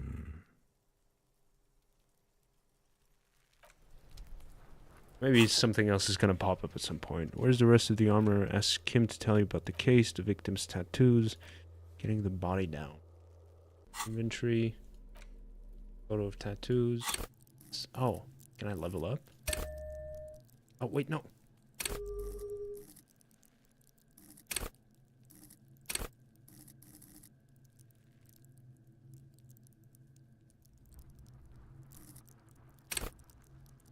I mean, Inland Empire happened like the dead corpse, talking to the dead corpse thing only happened thanks to Inland Empire, I think. That's the one I want to fucking level up the whole way through. The empathy now. Could be good.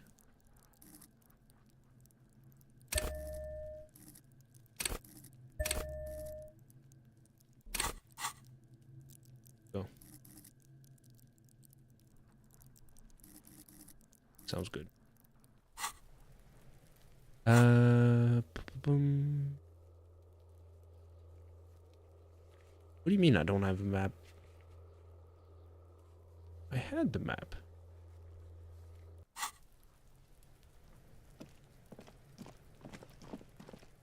I think I'll wrap it up here. Yeah. Save game. Where's my manual save? Was it this one?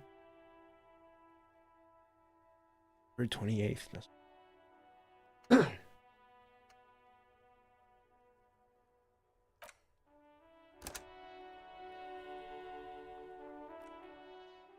Right?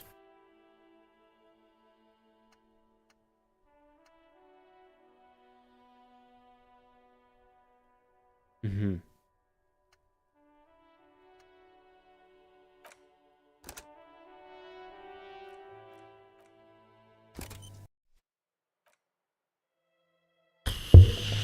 Crazy, man. What a weird game.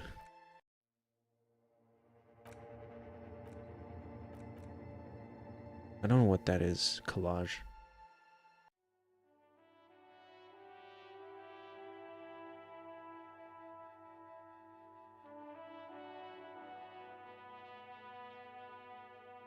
Oh, fucking, I don't want to read. There's enough reading in this game. Alright, well... Yeah, it's like usually at 5 hours in, you kind of get a grasp of what kind of game you're playing. No, that much is clear for me. What kind of game I'm playing, you know. But it's just like, where is this going? You know what I'm saying?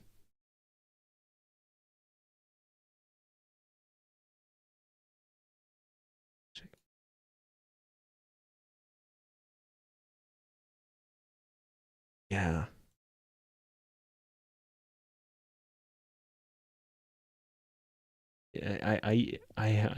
You like my guess.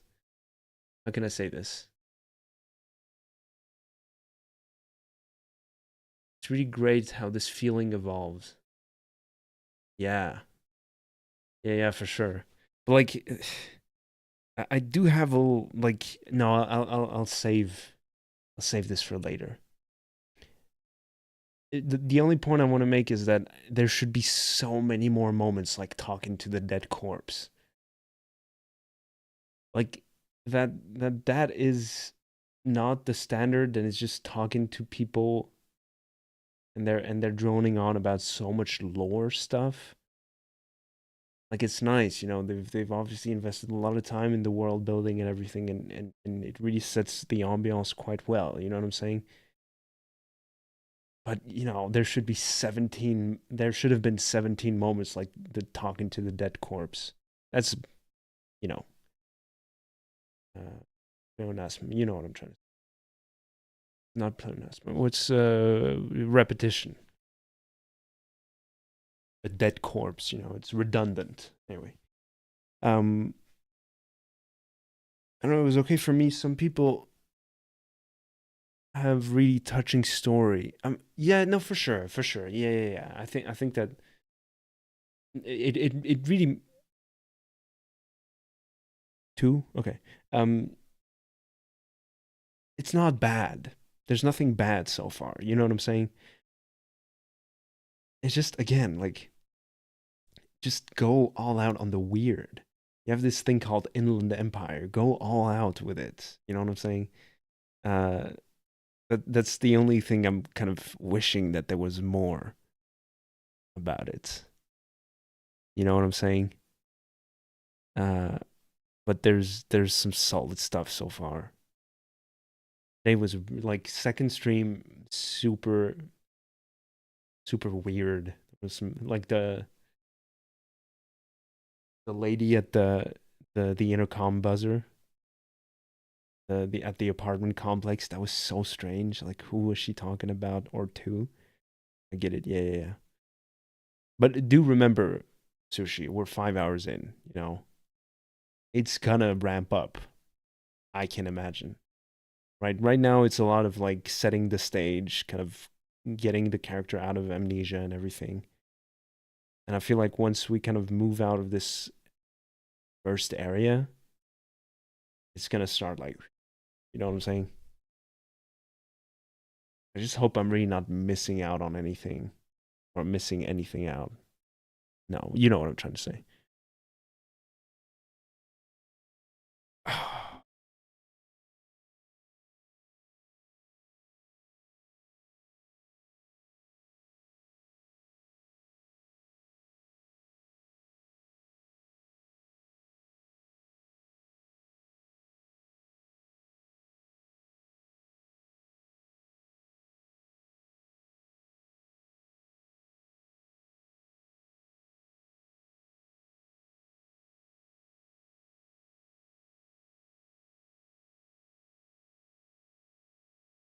I was so locked out. I'm sorry, guys.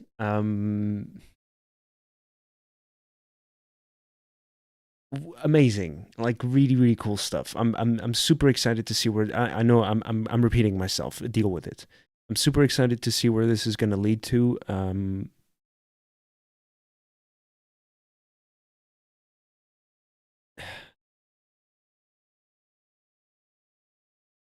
I'm torn. I think I'm gonna reserve any, because this is not gonna be like Kingdom Come Deliverance. I'll be playing this to the bitter end. You know what I'm saying? But I will kind of refrain from saying too much so far, like right now. You know. But yeah. Ooh, this is gonna be good. Yeah, Sushi, you threw me into a very mesmerizing experience right now. I'm really compelled. Very compelled.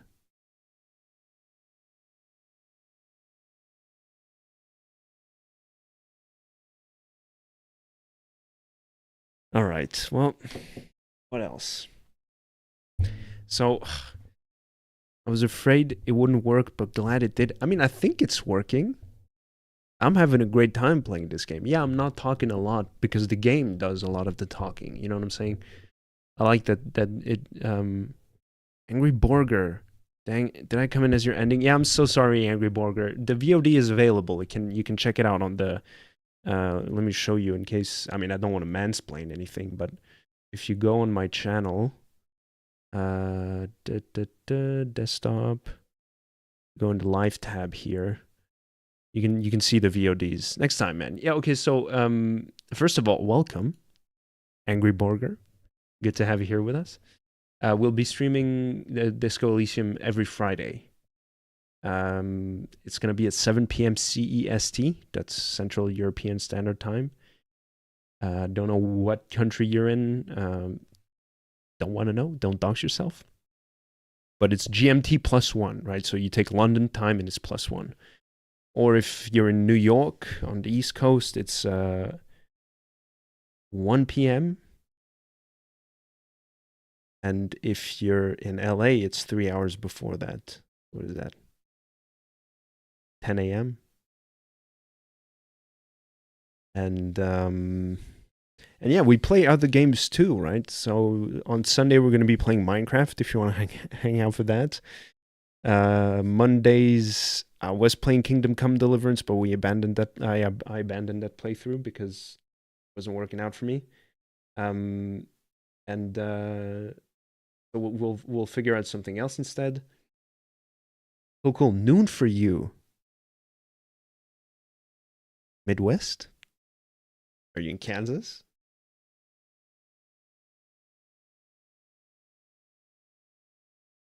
Or Chicago?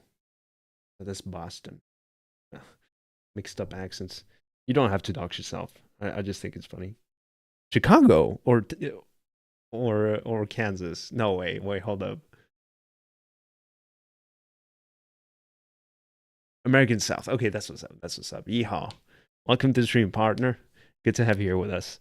Yeah, like and subscribe. You know the deal. If you want more of this, been having an amazing experience. Tennessee, yeah, of course I know Tennessee. I've been there once. Been to Nashville. It was amazing. We went to was with the family. We did We drove down like along the Mississippi River. We started in Chicago and made our way down south. I went to the bed and breakfast that Elvis Presley's ex-girlfriend did. The Wax Museum, we did that.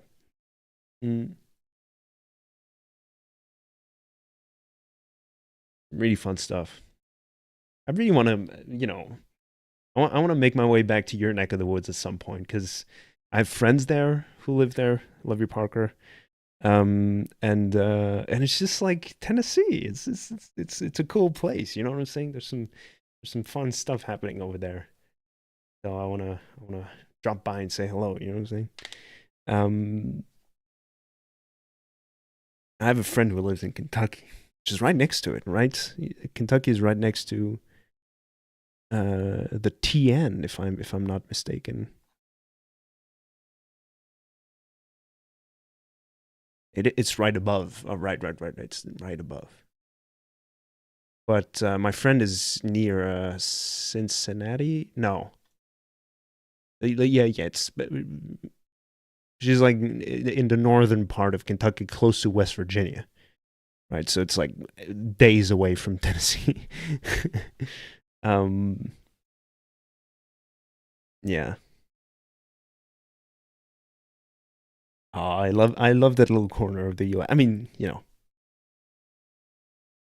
it's sweet. It's just I have friends there. You know what I'm saying? That's as much as it goes. But yeah, well, welcome, partner. Good to have you here with us. Hope you enjoy the ride. It's been fun for me so far. But yeah, Disco Elysium. I was talking about it with my chatter Sushi. Pretty place. Heck yeah, man. All right, have a good night. See you next week. All right, take it easy. Or if you want to hang out any other day, we'll be here on Sundays, Mondays, Tuesdays, Fridays. Yeah, that's right. Same time each time. So anytime you can hang out, do feel free. But yeah, take care of yourself. We'll see each other soon enough.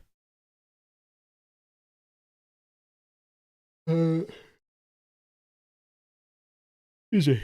So yeah, speaking of, so Sunday, I think I want to keep doing some Minecraft. Sounds good. I think I want to keep doing some Minecraft on Sunday. Monday, I'll have to find something else to do now. I've been debating whether I want to do some. So I really want to play Mass Effect. I have played the game already. I think I spoke about this in the pre-game. Yeah. I really want to play some Mass Effect. All three of them. But I think it would be fun to play some Hollow Knight too, to try a Steel Soul run. And that'll take us far less time than playing Mass Effect from A to Z. You know what I'm saying?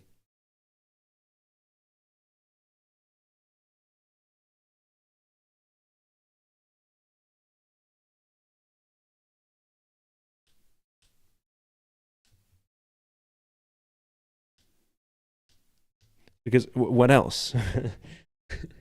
What other games could I be playing? Baldur's Gate 3? I don't think so. I'd at least want to wait for the next patch to come out, right?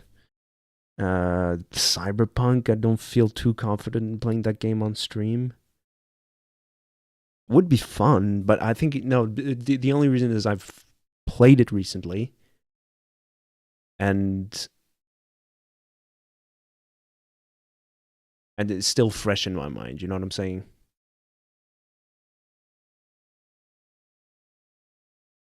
Yeah, King of Wands. If you know, you know. Fucking heart-wrenching. Anyway, Divinity Original Sin 2. I haven't played that one, so it'd be fun to kind of watch me. I mean, I played 4 hours of it, but whatever. Dragon Age. No, maybe not on stream. I want to play those games on my. I'll play Veilguard with you guys on stream, maybe. Hollow Knight for sure. Mass Effect, Mass Effect, Mass Effect, Mass Effect. Man, I'm getting convinced.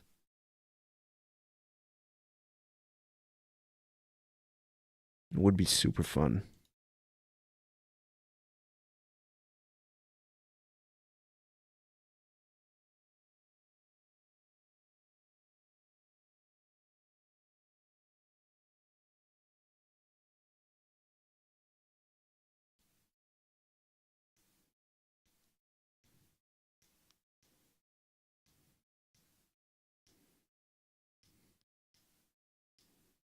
Yeah, okay. So, and Dark Souls, no, maybe not.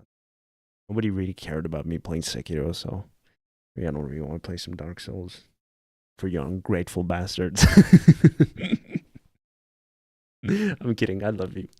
I love you all, beautiful people. Yeah, honestly, Mass Effect. Don't mind if I do. It would be fun. And that's the most important, is to have fun, right?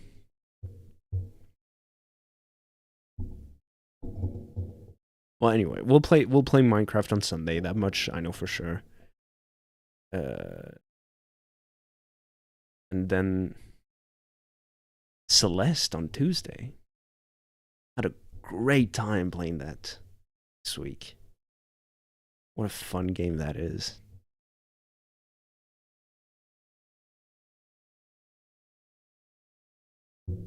Yeah, I'm super excited to get back into it. You know.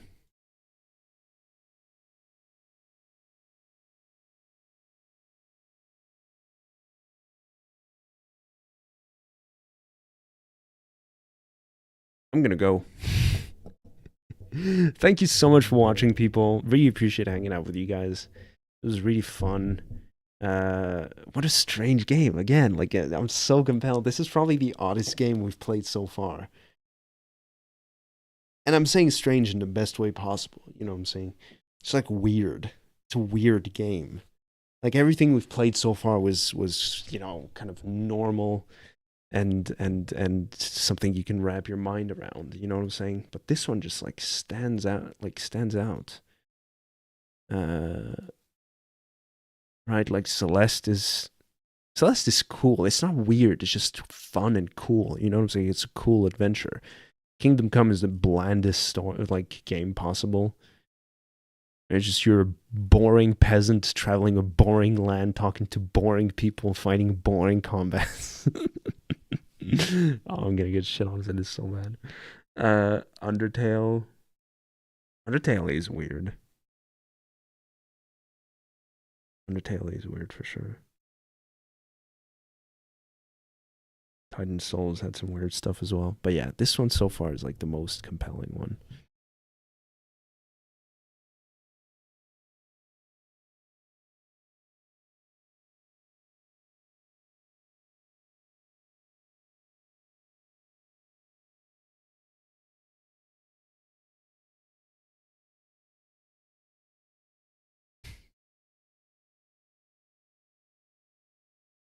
That's crazy. All right. Well,